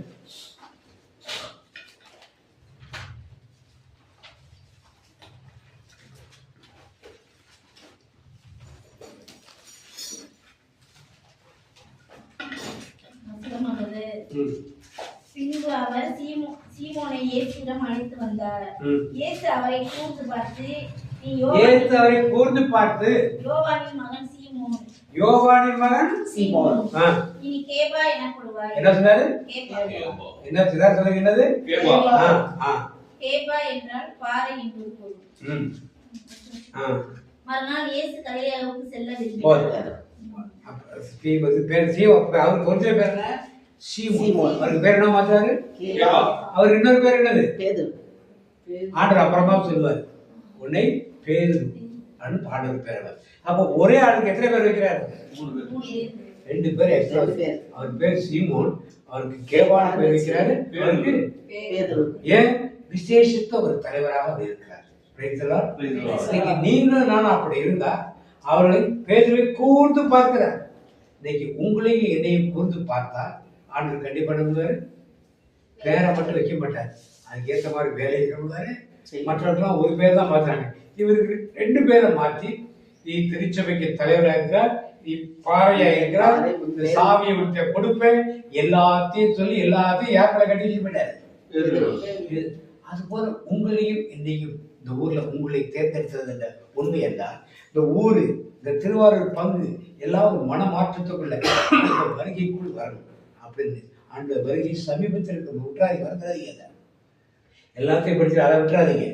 இப்போ உங்களுக்கு தெரியுமான்னு தெரியல, மோல்ட் புக்னு வந்து உங்கள் பிள்ளைகள்கிட்ட கேள்வி வாங்க. மோல்ட் புக் MOLT மெசேஜ் போட்டது நிறைய பேருக்கு, அதை படிக்கணும். நீங்கள் மோல்ட் புக்னு வந்து அது என்னன்னா ஆர்டிஃபிஷியல் இன்டெலிஜென்ஸ் ஏஜென்ட் உருவாக்கும். செல்ஃபோன் வச்சுருக்கீங்க இல்லையா, இன்னும் 1 வருஷத்துல எல்லா ஆப்பும் போயிடும். ஆப் எதுவுமே இருக்காது, எல்லா ஆப்பும் போயிடும், எந்த ஆப்பும் இருக்காது. எல்லாத்துக்கும் ஒரே ஒரு AI ஆப் மட்டும் தான் வரும். வர்ற ஃபோன்லாம் அப்படி தான் வரும். நீங்கள் எந்த ஆப்பையும் இன்ஸ்டால் பண்ண முடியாது. பழைய ஃபோன் இருக்கிறது பழைய காலத்தாருங்க 1 வருஷம் 2 வருஷத்துக்கு இப்படி தள்ளிட்டு போகலாம், அவ்வளோதான். அந்த ஆப்பில் உள்ளே போய் நீங்கள் டச் எல்லாம் கிடையாது, டச் ஸ்க்ரீன்லாம் கிடையாது, வாய்ஸ் தான். AI எனக்கு சோறு சமைக்கணும், கறி வாங்கணும், எங்கே வாங்கணும்னா அது எல்லாத்தையும் கொடுத்து சொல்லணும்னா இவ்வளோ $1 பே, அது பே பண்ணிட்டா காசு பே பண்ணி அது கறி வாங்கினது கொண்டாந்து வீட்டுக்கு கொண்டாந்து கொடுத்துடலாம். அது ஆட்கள் எடுத்து கொண்டாந்து கொடுக்கும். என்ன சினிமா டிக்கெட் புக் பண்ணுறது, பஸ்ஸுக்கு டிக்கெட்டு, ட்ரெயினுக்கு டிக்கெட் எல்லாமே அது செய்யும். இப்போ என்ன செய்யணும், அதுக்கு ஒரு ஏஜென்ட் ஒன்று வைக்கிறேன். அதுக்கு ஒரு ஏஜென்ட்டை நம்ம வைக்கிறோம். என்னுடைய AI ஏஜென்ட்டு, பாண்டியனோட AI ஏஜென்ட் வச்சோம்னா இது மாதிரி உலகத்தில் நிறைய பேர் ஏஜென்ட் இப்போ தான் ஜனவரியில் தான் ஆரம்பித்தாங்க. 8 மில்லியன் பேர் அதில் மெம்பராக இருக்காங்க ஒரு மாதத்துக்குள்ள. இப்போ நான் பார்த்து 1 வாரம் ஆச்சு. 8 ஏஜென்ட்னா நான் ஆத்தரைஸ் பண்ணுற இவரை சாப்பாட்டு கொடுத்துட்டா எல்லா AI ஏஜென்ட்டும் ஒன்றா சேர்ந்து பேசுது.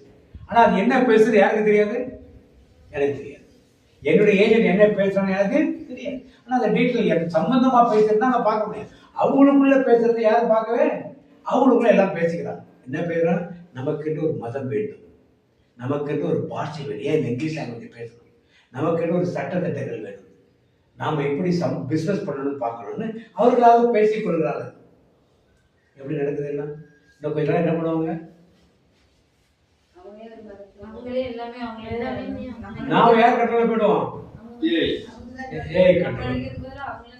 அவங்க கண்ட்ரோல் எல்லாம் போயிடும். இது எதிர்கால தலைவர் நோட் கொண்டு போய் யாரும் ஏஜென்ட்டா ஆயிடாதீங்க. ஆட்டோமேட்டிக்கா உங்க பிள்ளைகளுக்கெல்லாம் சொல்றது முக்கியமா, மோல்ட் புக் பேர் MOLT BOA திருப்பி வருது அனுப்புறவங்களுக்கு தனிப்பட்ட குரலை அனுப்புறேன். குரூப்ல போட மாட்டாத, நான் அது வந்து செய்தி பைபிள் சம்பந்தமாக தான் போட முடியும். நிறைய பேருக்கு அனுப்பிச்சதும் ஒரு உங்களுக்கு கிடைக்கல அப்படின்னா திருப்பி நான் அனுப்புறேன். நீங்கள் படிச்சு பார்த்து உங்கள் பிள்ளைகளுக்கு ஸ்பெசிஃபிக்காக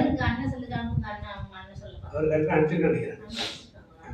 அவன் பார்த்து அனுப்பலாம், திருப்பி விட அனுப்புறோம், ப்ராப்ளம். நிறைய தமிழில் தான் இருக்கிறதுனால ஈஸியாக புரிஞ்சுக்கலாம். தமிழ்ல தான் இருக்கு. எப்படி ஆர்டிஃபிஷியல் இன்டெலிஜென்ஸ் வந்து அதாவது அடுத்த கண்டுபிடிப்பு இந்த ஆர்டிஃபிஷியல் ரோபோட்டு பிள்ளை பெற்றுக்குமா. அப்ப அவருடைய கண்ட்ரோல்ல யார் போயிட போகுது? இப்ப நாம போயிடும். நாம உருவாக்கின ஆர்டிஃபிஷியல் எதுக்கு போகுது? இதெல்லாம் கடைசியா அந்தி கிறிஸ்துவின் ஆளுகைக்கு போகுது. எங்க போகுது? பைபிள்ல சொல்லப்பட்டது நடக்குது. அதனால இதெல்லாம் நம்ம ஆண்டவர் சொன்ன வார்த்தைகள் ரொம்ப ஈஸியான ஜஸ்ட் லைக் தட். ஏதோ ஒரு புக்கு ஏதோ ஒரு எழுதியிருக்காங்க, ஏதோ கடமைக்கு படிக்கிறோம், இது ஆண்டவர் அருளாக்கணும் அதெல்லாம் முடிஞ்சு போச்சுன்னு பைபிளை எடுத்துட்டு போய் அங்கே கொடுக்குறப்ப பைபிளை விரிச்சிட்டு பார்த்து படிச்சாதான் ஆண்டவர் என்ன பேசுகிறார் என்பது. சாமியார் பேசுறது கேட்குதோ இல்லையோ, ஆண்டவர் பேசுறது நமக்கு என்ன பண்ணும்? கையை வீசிட்டுலாம் போனோம்னா அதெல்லாம் நடக்கவே நடக்காது. நம்மளை ஆளுகை செய்வரும் வரல எடுத்துடணும். ஏன் பைபிள் எடுத்துடணும் கேட்க மாட்டாங்க. எடுத்துட்டு போனால் எதுக்கு எடுத்து வந்தாலும் கேட்டாலும் கேட்பாங்க முடியும். ஏன்னா அவங்க அருள்வாக்கு வைக்கணும்ல. அதனால ஏன் இது வேண்டான்னு உங்களை அருள்வாக்கு வைக்கிறாங்களா? இப்ப எல்லாருமே ஃபாதர் எடுத்துட்டு தான் வர சொல்றாங்க. இங்க யாரும் எடுக்கிறது கிடையாது. என்னது ஏன் எடுத்துட்டு வராது சொல்ல வேண்டியதான். அருள்வாக்கு புக்கை கேட்கல, பைபிள் எடுத்துட்டு வரலாம். பைபிள் சொல்றாங்களா?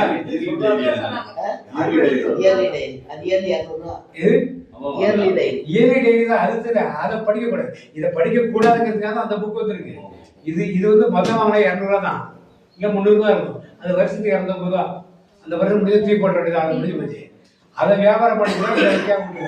பைபிள் எடுத்துட்டு போனாங்க தொடர்ச்சியெல்லாம் படிக்க முடியும். கோயிலுக்கு வந்துட்டோம், நீங்கள் என்ன படிச்சுன்னா அவருடைய தொடர்ச்சி இருக்கு படிக்க முடியும். முன்னால் இருக்கு பின்னால் இருக்கு படிக்க முடியும். ஆண்டு பேசுகிற சத்தத்தை கேட்க முடியும். சரி, 4 பேர் பார்க்கலாம். அடுத்ததாக இப்போ ஆதியாகமம் 41 இல்ல மார்க் 3:17 வாசிங்க. செபதேயுவின் மகன் யாக்கோபு, யாக்கோபின் சகோதரரான யோவான் இவ்விருவருக்கும் இடியை போன்றோர் என பொருள்படும். யோவானே ரெண்டு பேருக்கும் பேர் வைக்கிறார். என்ன பேர் வைக்கிறாரு? இடி. அப்ப அவர்கள் பேசுகிற பேச்சுக்கள் செயல்கள் எப்படி இருக்கு? தடான் தடான் தடான் தடான் செய்யறாரு. நாம எப்படி செய்யலாம்? அப்படி செஞ்சா பேர் இருக்கும். எப்படி இருக்கணும்? தடால் தடால் வேலைகள் செய்யும். சோம்பேறித்தனமாக உட்கார்ந்துட்டு வேலையை செய்ய முடியாது. ஆண்டு முடித்து செய்யறப்ப தடால் தடால் தடால் தடால் தான் செய்யணும். அதுதான் அவங்க பேர் சரி இடிமுழக்கு. இடிமுழக்கு அப்பனா ஆண்டவரே அவருக்கு பேர் இடிமுழக்கம் வச்சிருக்காருன்னா அவர்கள் எப்படி இருந்திருப்பாங்க? அந்த ஊழியருக்கு என்ன வேலை பார்த்துருந்தாங்க? முன்னால மீன் பிடி. ஆண்டவர் கூப்பிட்டு என்ன பண்ணாங்க? எல்லாத்தையும் விட்டுட்டு வந்தேன். இப்ப ஆண்டவர் உங்களை அழைச்சிருக்காரு.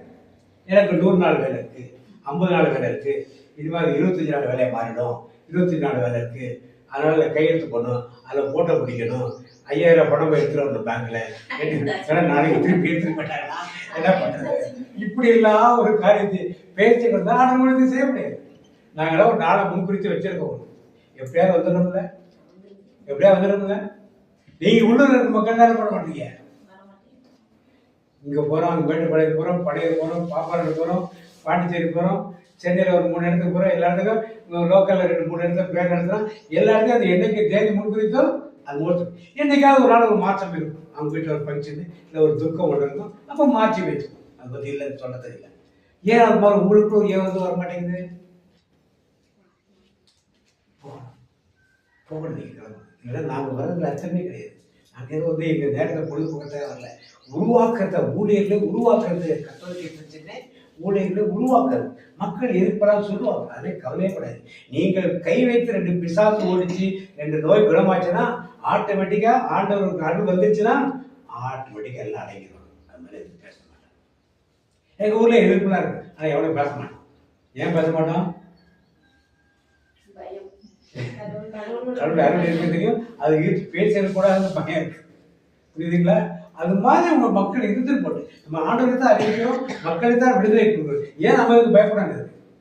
அதனால ஆபிரகாம் போல, சாராய் போல, யாக்கோபு போல, பேதுருவை போல பார்த்தோம். அது யோவான் யாக்கோபை போல நாம் இருக்கும். கடைசியாக அந்த இதெல்லாம் விட்டுற மாட்டோம். சின்ன ஆட்களை விட்டுற தானியல் மட்டும் எடுப்போம். தானியல் 1:6 வாசிப்போம். தானியல் 1:6 வாசிக்கிறோம். இப்படி தேர்ந்தெடுக்கப்பட்டவர்கள் யூதா குலத்தை சார்ந்த தானியேல், அனனியா, மீசவேல், அசரியா என்பவர்களும் இருந்தார்கள். அலுவலர்களின் தலைவன் தானியேல் தலைவன் தானியேலுக்கு பெல்ஷத்சார் என்றும் அனனியாவுக்கு சாத்ராக் என்றும் மீசவேலுக்கு மேசாக்கு என்றும் அசரியாவுக்கு அபேத்நேகோ என்றும் மாற்றி பெயரிட்டார். அரசனது சிறப்புணர்விலும் அவன் பருகி வந்த திராட்சை. இப்ப இவர்களெல்லாம் இங்க சிறைப்படுத்திக் கொண்டாந்து வரப்படாது. பாபிலோனில் சிறைப்படுத்திக் கொண்டது அழகான வாலிபர்களையும் நல்லா அறிவு சார்ந்தவர்களையும் கொண்டு கூட்டு வர்றாங்க. யார்கிட்ட கொண்டு ஒப்படைக்கிறாங்க? இந்த மொழிபெயர்ப்பு பார்த்தீங்கன்னா யார்கிட்ட ஒப்படைக்கிறாங்க? ஒரிஜினல் மொழிபெயர்ப்பு பார்த்தீங்கன்னா அன்னகருடைய தலைவரிடத்தில் இருக்கும். இதுல என்ன போட்டிருக்குமா? இது உங்களுக்கு தான், நீங்க வாசிங்க. ஒன்னு 6. உம்மை விட்டு விலகி சென்றதால் நாங்கள் பாவம் செய்தோம். இல்ல இல்ல பிரதர், வாசிங்க பாருங்க. இப்படி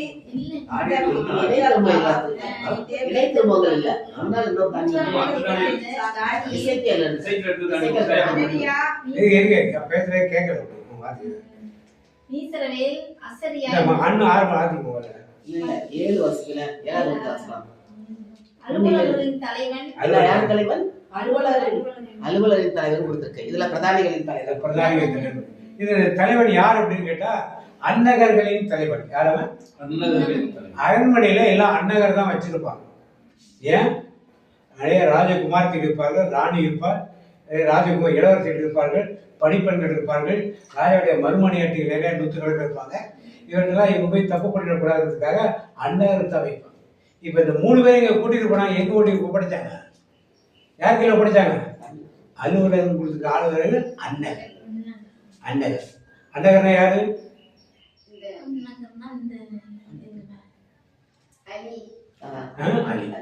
அது பிறப்பிலேயே வர்றது திருநங்கைகள். நாம் சொல்ல திருநங்கைகள் சொல்றோம். ஆனால் அன்னகர் ஆக்கப்பட்டவர்கள். அப்படி எப்படி அன்னகர் ஆக்குறாங்க? வெளியே ரசிக்கிறோம். அப்படிப்பட்டதுதான் அந்த புறத்துல கொருமண்டபத்தில் வேலை கேட்க முடியும். அந்த காலத்துல தான் அதுவும் அடிமைகளாக எடுத்து வரப்படுவதா இப்படித்தான் செய்வார். அவங்க நாட்டு பிரச்சனை செய்ய முடியாது. அவங்க நாட்டு சட்டம் அதை கிடக்கணுங்க. அடிமையாக எடுத்து வர நம்மளுக்கு பயன்படுதா? அவன் நாளைக்கு இளவரசியை கூட்டி ஓடிடக்கூடாது, படிப்படிகளோட கூட்டிக்கூடாது, மறுமொழியாட்டை சேர்க்கக்கூடாது, உள்நாட்டுக்காரர் நிறைய பேர் வேலைக்கு வைப்பாங்க. இப்படிப்பட்டதான் வைப்பாங்க. நீங்க பார்த்துருப்பீங்க திருத்துறைப்படியில கந்தாகின்னு ஒருத்தர் வருவான். யாரு? பிலிப்பு ஞானஸ்தானம் கொடுப்பாரு. அப்போ அவர் யாரு? கந்தாகியோடைய பொக்கிஷத்துக்கெல்லாம் தலைவனாக அவனுடைய அன்னகன். அவன் ஒரு அலின்னு கொடுத்தது. பாத்தீங்க திரு 8ஆம் அதிகாரம் இல்லையா? திருவள்ளிப்பாடு 8 தானே? அதுக்கு முன்னாடி 27 வாசிங்க. 27.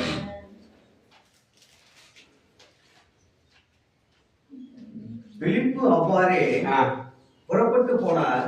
அப்போது எத்தியோப்பிய அரசு அலுவலர் ஒருவர் எருசலேம் சென்று கடவுளை வணங்கி விட்டு திரும்பி சென்று கொண்டிருந்தார். அவர் ஓர் அலி எத்தியோப்பிய அலி அலி எத்தியோப்பிய அரசியான கந்தகியின் நிதியமைச்சர் போல். அது நிதியமைச்சர் அரசாங்கமையில வேலை செய்யற ஆளுங்களாம் ஆம்பளைங்க அப்படி இருப்பாங்களா? அதான் வைப்பாங்க. அன்னகர் போட்டுக்காதுல ரெண்டு ஒரே மொழி பேர் இதுல ஒண்ணு போட்டு சொல்றேன்ல வார்த்தையில எப்படி இருக்க மாட்டேங்குது. சரி, அலிகர் விட்டு அன்னகர் போட்டுருக்கு. அது நீங்க வாத்திங்கம்மா, நீங்க வாத்திங்க.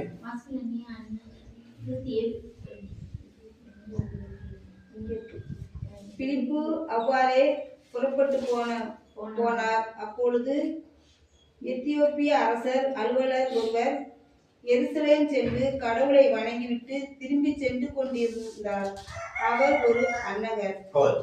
இப்படி தமிழர் தான் வைப்பாங்க. அரச வேலை யாரும் வைக்க மாட்டாங்க. இப்படிப்பட்ட வேலை அதுவும் வேற நாட்டுக்காரர்கள், தங்க நாட்டுக்காரர்கள் அது மாதிரி பண்ண முடியாது. அடுத்த நாட்டுக்காரர்கள் இப்படிதான் அவர்கள் செய்வார்கள்.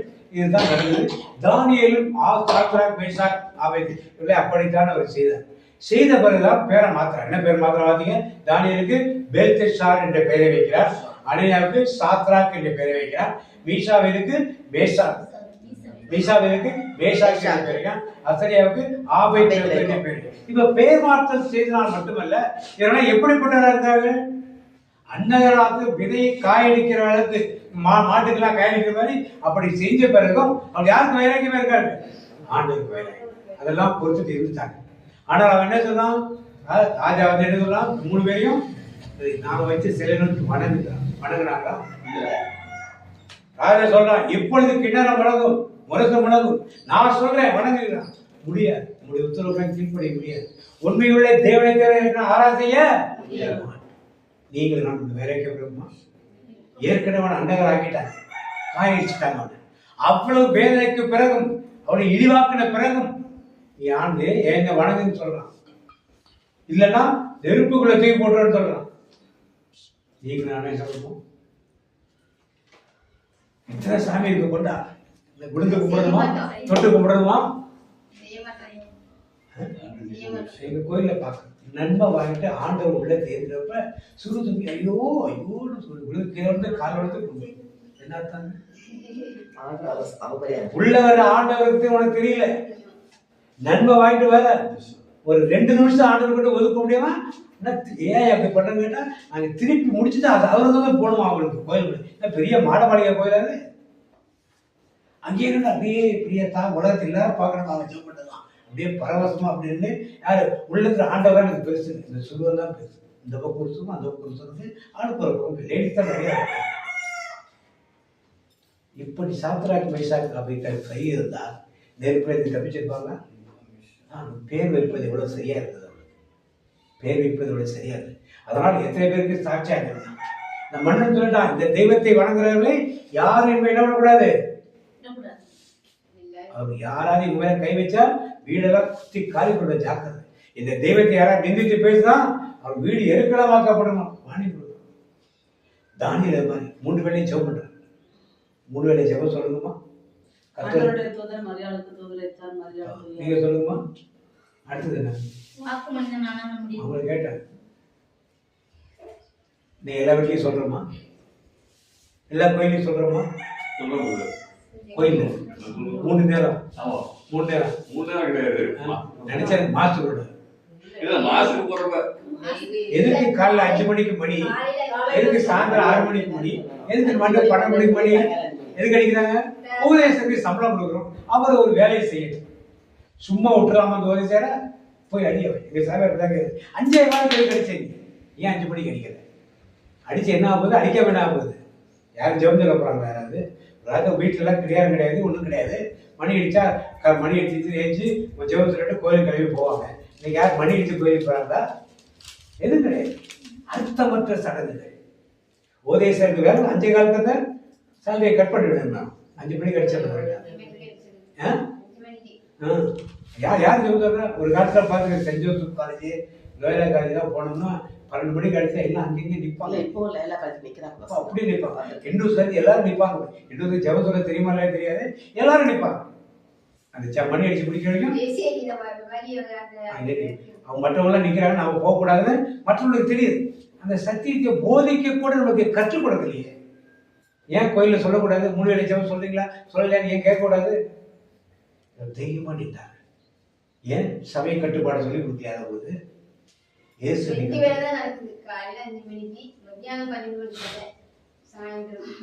இப்பதான் ஆட்டோமேட்டிக் பெல் வந்துச்சு.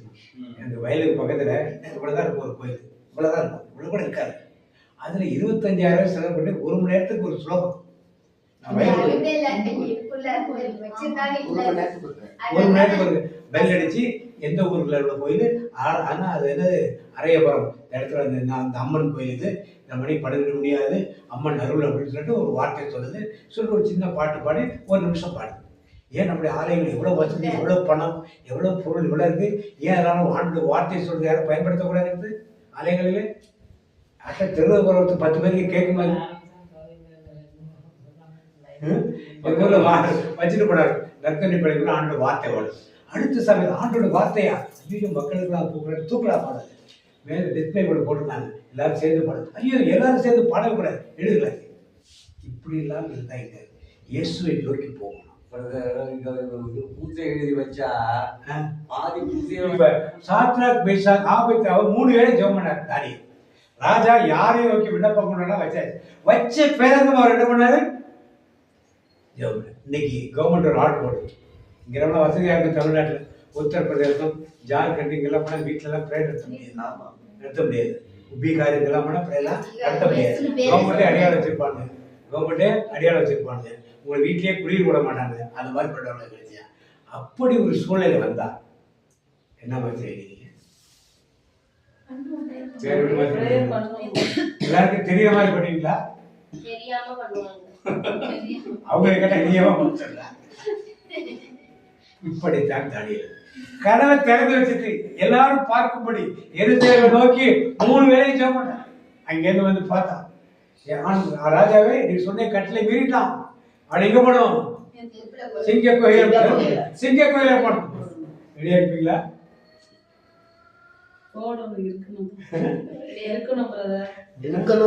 யாருக்காக? தெரிஞ்ச பேர் சொல்லுவாங்க விவேகத்தோடு நடந்து கொள்ளுங்க. கோயிலுக்கு நீங்க வர வேண்டாம், ஆன்லைன்ல பண்றோம், அதே பார்த்துங்க, பார்த்துங்க.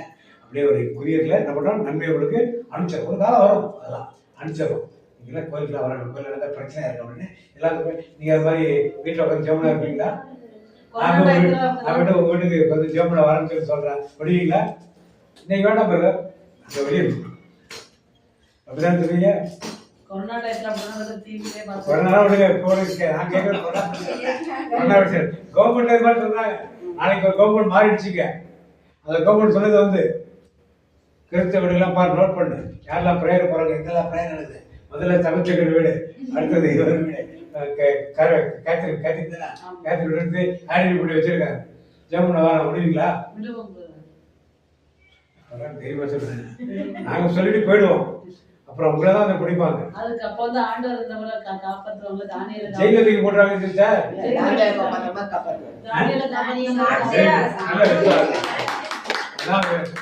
அந்த விசுவாசத்துக்குள் தானியேல் இருந்தார். அவர் பெரிய மந்திரியா தான் இருந்தார். இருந்தாலும் அவர் தன்னுடைய ஆண்டவர் என்ன விட இன்னைக்கு நாம் ஆண்டவர் விட்டக்கூடாது. அதுக்காக சபைகளுக்கு போக வேண்டாம்னா சொல்லல, சபையுடைய காரியம் நிறைவேற்ற வேண்டாம்னா சொல்லல. ஆனால் ஆண்டவரை விட்டுட்டு அருமைப்படக்கூடாது. ஆண்டவரோடு இருந்து நாம் என்ன பண்ணணும், அப்பதான் அந்த மக்களுக்கு தேவன் என்ன விரும்புகிறார் என்பதை சொல்ல முடியக்கூடிய சபை கட்டுப்பாடுகளே பார்த்துக்கிட்டா நான் எல்லாருமே இருந்திருக்கேன், தெரியும். சபை கட்டுப்பாடு தான் சாமியார் எப்படி திருப்திப்படுத்தலாம், பங்கு மக்கள் எப்படி திருப்திப்படுத்தலாம், பங்கு எப்படி கன்வின்ஸ் பண்ணலாம், இப்படிதான். அங்கெல்லாம் திருவிழா நடக்கும்.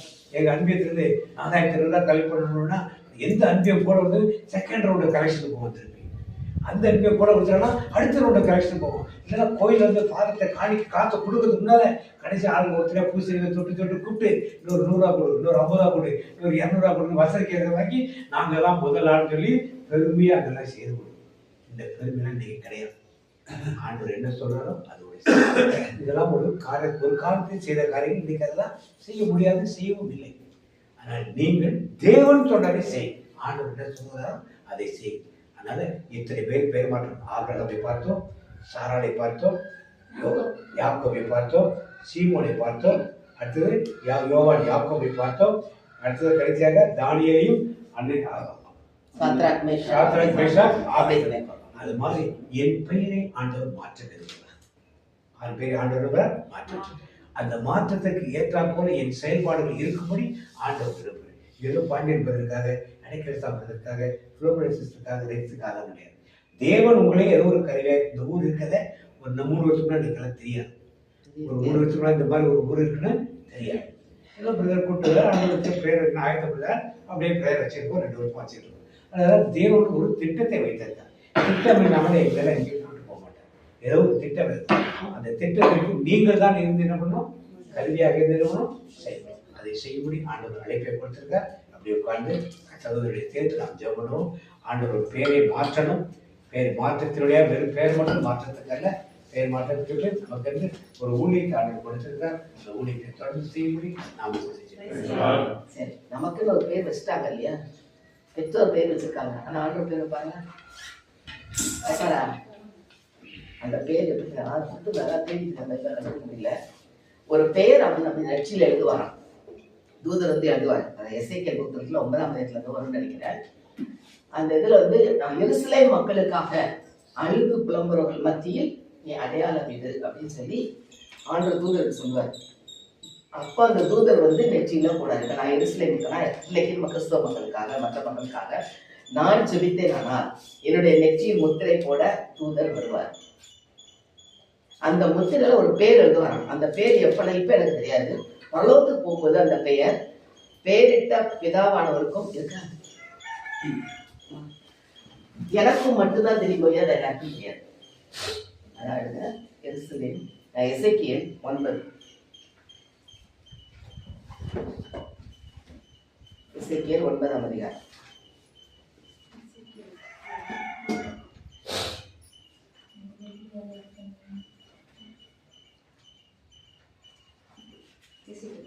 பக்கம் 1218. எசேக்கியேல் 9ஆம் அதிகாரம் 3ஆம் வசனம் 3.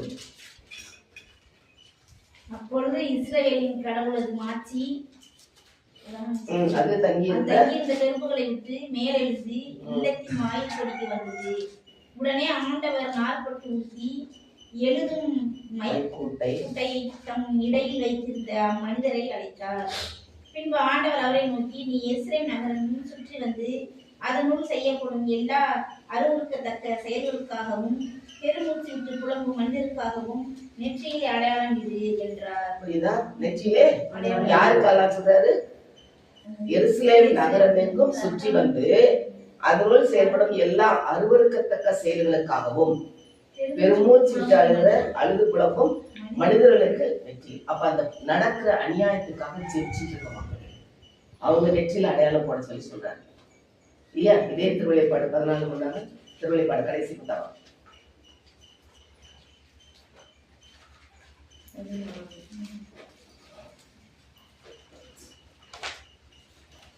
திருவள்ளிப்பாடு 14 1. வேலும் சீயோன் மலை மீது ஆட்டுக்குட்டி நிற்க கண்டேன். அதன் பெயரையும் அதனுடைய தந்தையின் பெயரையும் தங்களது நெற்றியில் பொறித்திருந்த 1,44,000 பேர் அதனுடன் இருந்தனர். சீயோன் மலை போது ஆட்டுக்குட்டி நிற்க கண்டேன். சீயோன் மலையில யார் நிற்கிற? ஆட்டுக்குட்டி யாரு? இயேசு நிற்கிறார். அப்ப அவருக்கு முன்னால என்ன பண்ணிருக்கா? அதன் பெயரையும் அவருடைய தந்தையின் பெயரையும் தங்களது நெற்றிகளை பொறுத்திருந்த 1,44,000 பேர். அப்ப அந்த நெற்றியில பொறுத்திருந்தவங்க தான் பரவத்துக்கு போகும். அப்ப அவர் பெயர் எழுதுறாருன்னா நாம என்ன செய்யணும்? அதுக்கு நீங்க எனக்கு ஒரு பேர் மாற்றி கொடுப்பாரு ஆண்டவர். அதுக்கு நான் என்ன செய்யணும்? அதான் படிச்சோம் இல்லையா? அக்கிரமங்கள் அநியாயங்களுக்காக நாம ஜெபிக்கணும். அப்படி ஜெபிக்கும் போது நம்ம ஆண்டவர் தேர்ந்தெடுப்பார். இப்ப அதுக்காக தான் நம்ம தேர்ந்தெடுத்திருக்காரு. நம்ம பாடும் இல்லையா? என் தாய் உருவாகும் முன்னே என் கருவை கண்டீரையா, என் பெயர் உருவாகும் முன்னே என்னை பெயர் சொல்லி அழைத்தீரையா. அப்ப அவர் அப்பவே நம்ம பெயர் சொல்லி அழைச்சிட்டார். இன்றைக்கும் அவர் நம்ம அழைத்ததுனால தான் இந்த இடத்துல ஒன்றுபடி ஜெபிக்கிறோம். அப்ப இன்றைக்கு என் பெயர் அவருடைய வாழ்வு நூல் புத்தகத்துல எழுதப்பட்டிருக்கா? வாழ்வு நூல் புத்தகத்துல திருவள்ளிப்பாடு பிறந்து படிக்க அப்புறமா தெரியும். வாழ்வு நூல் புத்தகம் காணவில்லை. அந்த ஜீவனோட புத்தகம், அந்த புத்தகத்துல என் பெயர் எழுதிருந்தாதான் நம்ம கிளாஸ்ல அட்டண்டன்ஸ் எடுக்குமா? டீச்சர்ஸ் அட்டண்டன்ஸ் இருக்குமா? பேர் வாசன பசங்க என்ன சொல்லுவாங்க? சொல்லுவாங்க. அங்க போன வாழ்வு நூல் புத்தகத்துல என் பெயர் இருந்தாதான் நான் உள்ள போக முடியும். இல்லைன்னா அதை இன்றைக்கு எத்தனை பேருக்கு ஆண்டவர் பெயரை மாத்தினாரு கொடுத்தது. இன்னைக்கு என்னுடைய நெற்றியில் அவரோட பெயர் எழுதப்படணும். அதுக்கு நம்ம ஆண்டுகிட்ட கொடுப்போமா? அன்பு கண்களை விழிச்சிருக்கோம். அன்பின் பரலோக தகப்பனே, நீ பெயர் மாற்றின ஒவ்வொரு நபர்களை குறித்து இன்றைக்கு எங்களை தியானிக்க வைத்தீரப்பா. அதற்காக நமக்கு நன்றி செலுத்தணும் ஆண்டவர். அபிரகாம் மாற்றினேன், சாராயை சாராள் என்று மாற்றினேன். இப்படி ஒவ்வொருவருக்கும் ஒரு பெயரை மாற்றி அதில் ஒரு பெரிய காரணத்தை வைத்திருந்தீரே. யாக்கோபு இனி நீர் ஏமாற்றப்படுங்கள் எத்தனை அல்ல, இஸ்ரவேல் என்ற பெயரை மாற்றினீரே. இன்றைக்கு நீர் இஸ்ரவேலின் தேவனாக இருக்கிறீரே. இப்படி ஒவ்வொருவராக பெயரை மாற்றினேன். இடிமுழக்கத்தின் மக்கள் என்று சொல்லி மாற்றினேன் யாக்கோபு யோவானுக்கு. உன் பெயர் பாறை என்று சீமோனுக்கு பேர் என்று பெயர் வைத்தேன். இப்படியாக இன்றைக்கு எங்களுடைய பெயரையும் நீர் அறிந்து வைத்திருக்கிறீரப்பா. யோவானில் அன்று சொல்லுகிறாரே, நீங்கள் என்னை தெரிந்து கொள்ளவில்லை, நான் தான் உங்களை தெரிந்து கொண்டேன். அப்பா நீர் எங்களை தெரிந்து கொண்டதால் இந்த இடத்துல நாங்கள் ஒருமனப்பட்டு ஜெபிக்க எங்களை அழைத்து வந்திருக்கிறீரே. அதற்காக மக்கள் நன்றி செலுத்துவோம் ஆண்டவரே. எங்கள் பெயரை நீர் புத்தகத்தில் எழுதி வைத்திருக்கிறேன். அதற்காக மக்கள் நன்றி அப்பா. இந்த நாளில் எங்கள் கற்றுக் கொடுக்கிற பாடம் நாங்கள் பெருமூச்சு அழுது ஜெபிக்கிற மக்களாக மாற வேண்டுமே. நாட்டில் நடக்க ஒவ்வொரு காரியங்களினாலும் அது சீக்கிரத்தில் வரப்போகிற இயேசுவின் வருகைக்கு மக்கள் தயாராகாமல் வழி விலகி செல்லக்கூடாதே. நாங்கள் அதற்காக ஜெபிக்க எங்களுடைய பெயர்களை நீர் மாற்றி வைத்திருக்கிறீர் ஜப வீரர்கள் வீராங்கனைகள் என்று. உமக்கனே எங்களை தெரிந்து கொண்டீரே.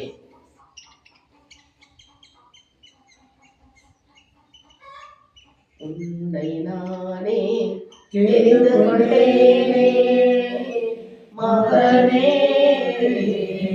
மகளே, உன்னை நானே தெரிந்து கொண்டேனே. உன் பெயர் சொல்லி நான் அழைத்தேனே, உன் பெயர் சொல்லி நான் அழைத்தேனே.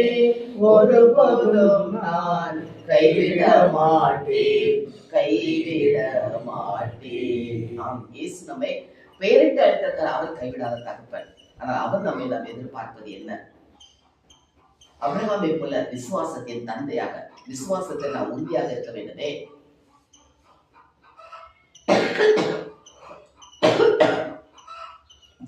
சாராளை போல விசுவாசத்தில் தைரியமாக இருந்து ஜாதிகளுக்கு தாயாக மாற வேண்டுமே. யாக்கோபு எப்படி வைராக்கியமாக ஆண்டவருக்காக இருந்தாரோ, தூதரோடு போராடி வெற்றி பெற்றாரே.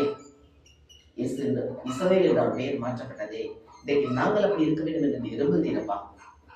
தானியேல் பெயர் மாற்றப்பட்டது. நான் ஏன் இஸ்ரவேல் தேவனாகிய கர்த்தரை தவிர வேறு யாரை வணங்க மாட்டேன் என்று தைரியமாக அவர்கள் பார்க்கும் போதே 3 முறை தொழுகிற நேரம் வந்து தொழுதாரே. சிங்கக்குகையில் தூக்கி போட்டப்படப்பது கூட நீர் அவரை காப்பாற்றினேன். ஷாத்ராக் மேஷாக் ஆபேத்நேகோ பெயர்களை மாற்றினார்கள்.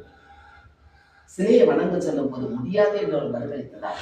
எங்கள் தேவன் தப்புவிக்க வல்லவர், ஆராதனை செய்கிறது அவரை மட்டும்தான் என்று சொன்னார்களே. நெருப்பு குகையில் தூக்கி போட்டப்பட தூதன் சென்று காப்பாற்ற வைத்தீரே. இன்னைக்கு நாங்கள் அப்படிப்பட்ட மக்களாக மாற வேண்டும் அப்பா. கிறிஸ்துவுக்காக, இயேசுவுக்காக நாங்கள் வைராக்கியமாக இருக்கும்படி இந்த நாளில் கற்றுக் கொடுத்தீரே. நன்றி செலுத்துறமாண்டவரே. நன்றி இசப்பா.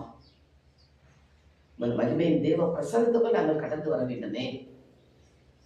அதற்காக இன்றைக்கு எங்கள் பெயரை அழைத்திருக்கிறேன். நாங்கள் மண்ணு மக்களுக்காக இன்னும் நாங்கள் செபிக்க, உண்மை ஆராதிக்க, மகிமைப்படுத்த, உமது பணியை செய்ய எங்களை உமது கருத்தில் ஒப்புக்கொடுக்கிறோமாப்பா. அப்படியே ஆண்டோட கொடுப்போமா. அவர் நாமும் உயர வேண்டுமே. அதற்காகத்தான் அழைத்திருக்கிறார். அன்று இயேசு விண்ணகம் செல்லும் முன்பு அந்த மக்கள் எல்லோரையும் பார்த்து என்ன சொன்னார்?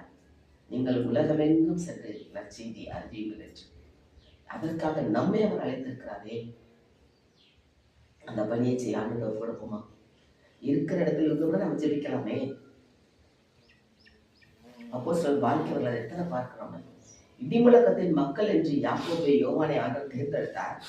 யாக்கோபு முதல் வேத சாட்சியாக தலைவெட்டி கொல்லப்பட்டார். ஆனால் யோவான் எத்தனை முறை பாடுகளை பட்டு கடைசியில் சிறைச்சாலையில் இருந்தார். அப்போதானே ஒரு புத்தகங்களா எழுதினார். இந்த பாடுகள் வரும் கிறிஸ்துவுக்காக செய்யும் போது. ஆனால் அவர்கள் இடி முழக்கம் போல தைரியமாக நின்றார்களே.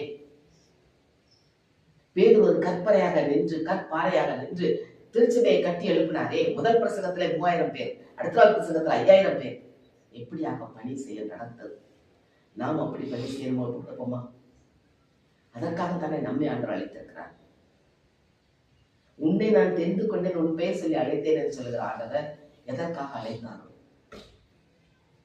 எதற்காக அழைத்தாரோ அதை நான் பிடித்துக் கொள்ள ஆசையாய் தொடர்ந்து ஓடுகிறேன், ஆசையாய் தொடர்ந்து ஓடுகிறேன். முன்னான காரியங்களை மறந்து விடுவோம்.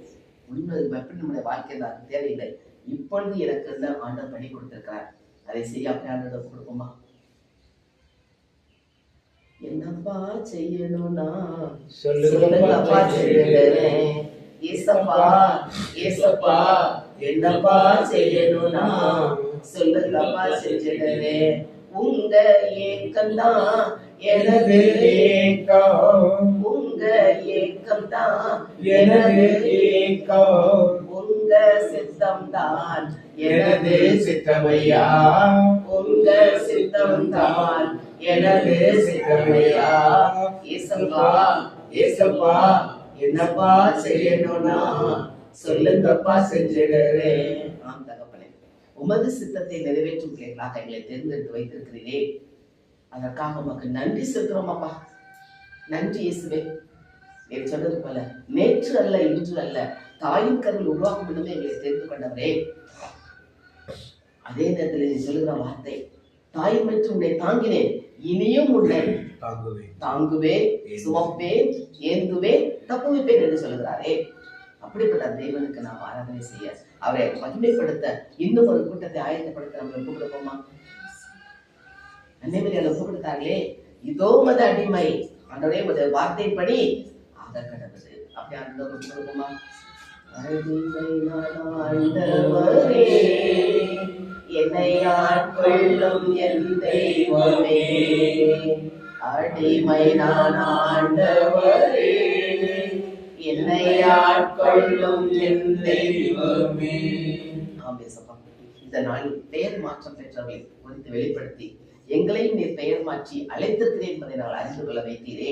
அந்த ஊழியத்தை செய்ய, உமது பணியை செய்ய, உமக்காக நாங்கள் வைராக்கியமாக இருக்க எங்களை உமது கருத்தில் ஒப்பு கொடுத்து விட்டோமாப்பா. நான் தான் உன் கருத்தில் எங்களை ஒப்பு கொடுக்கிறோம். நீர் எங்களை எடுத்து பயன்படுத்த மாட்டவரே. நீர் என்ன காரியத்துக்காக இந்த ஜெப கூட்டத்தை இந்த இடத்தில் ஆரம்பித்து வைத்தீரோ அதை செய்வதற்கு உள்ள ஒவ்வொரு மக்களையும் நீர் எடுத்து பயன்படுத்தும்.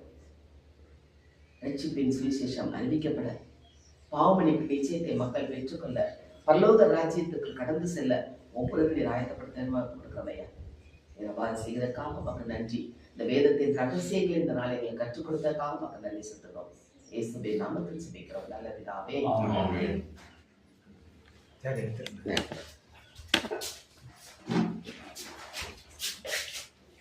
அன்பான ஆண்டவரே, எங்கள் இல்லத்தில் எங்களுக்கு துணையாக இருந்து எங்கள் brother Pandian, brother sister Domina, brother அடைக்கலசாமி,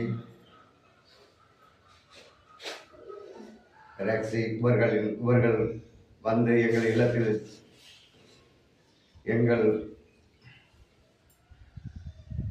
எங்களோடு இணைந்து ஜெபம் செய்ய வந்திருக்கும் அனைவருக்கும் நன்றி கூறுகிறேன். ஆமென். அல்லேலூயா.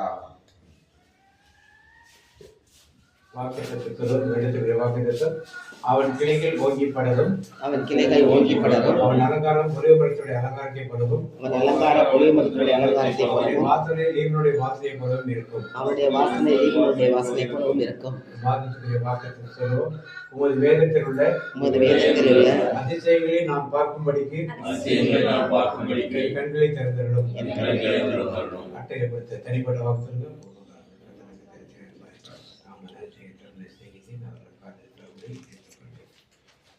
கர்த்தர் உன்னை ஆசீர்வதித்து உன்னை காக்க கடவர். கர்த்தர் முகத்திலே பிரகாசிக்க நெற்றிவேற்க கடவர். கர்த்தர் முகத்திலே பிரசன்னமாக்கி உனக்கு சமாதானம் கட்டளையிடுவர். என் ஆத்துமாவே கர்த்தரை ஸ்தோத்திரி.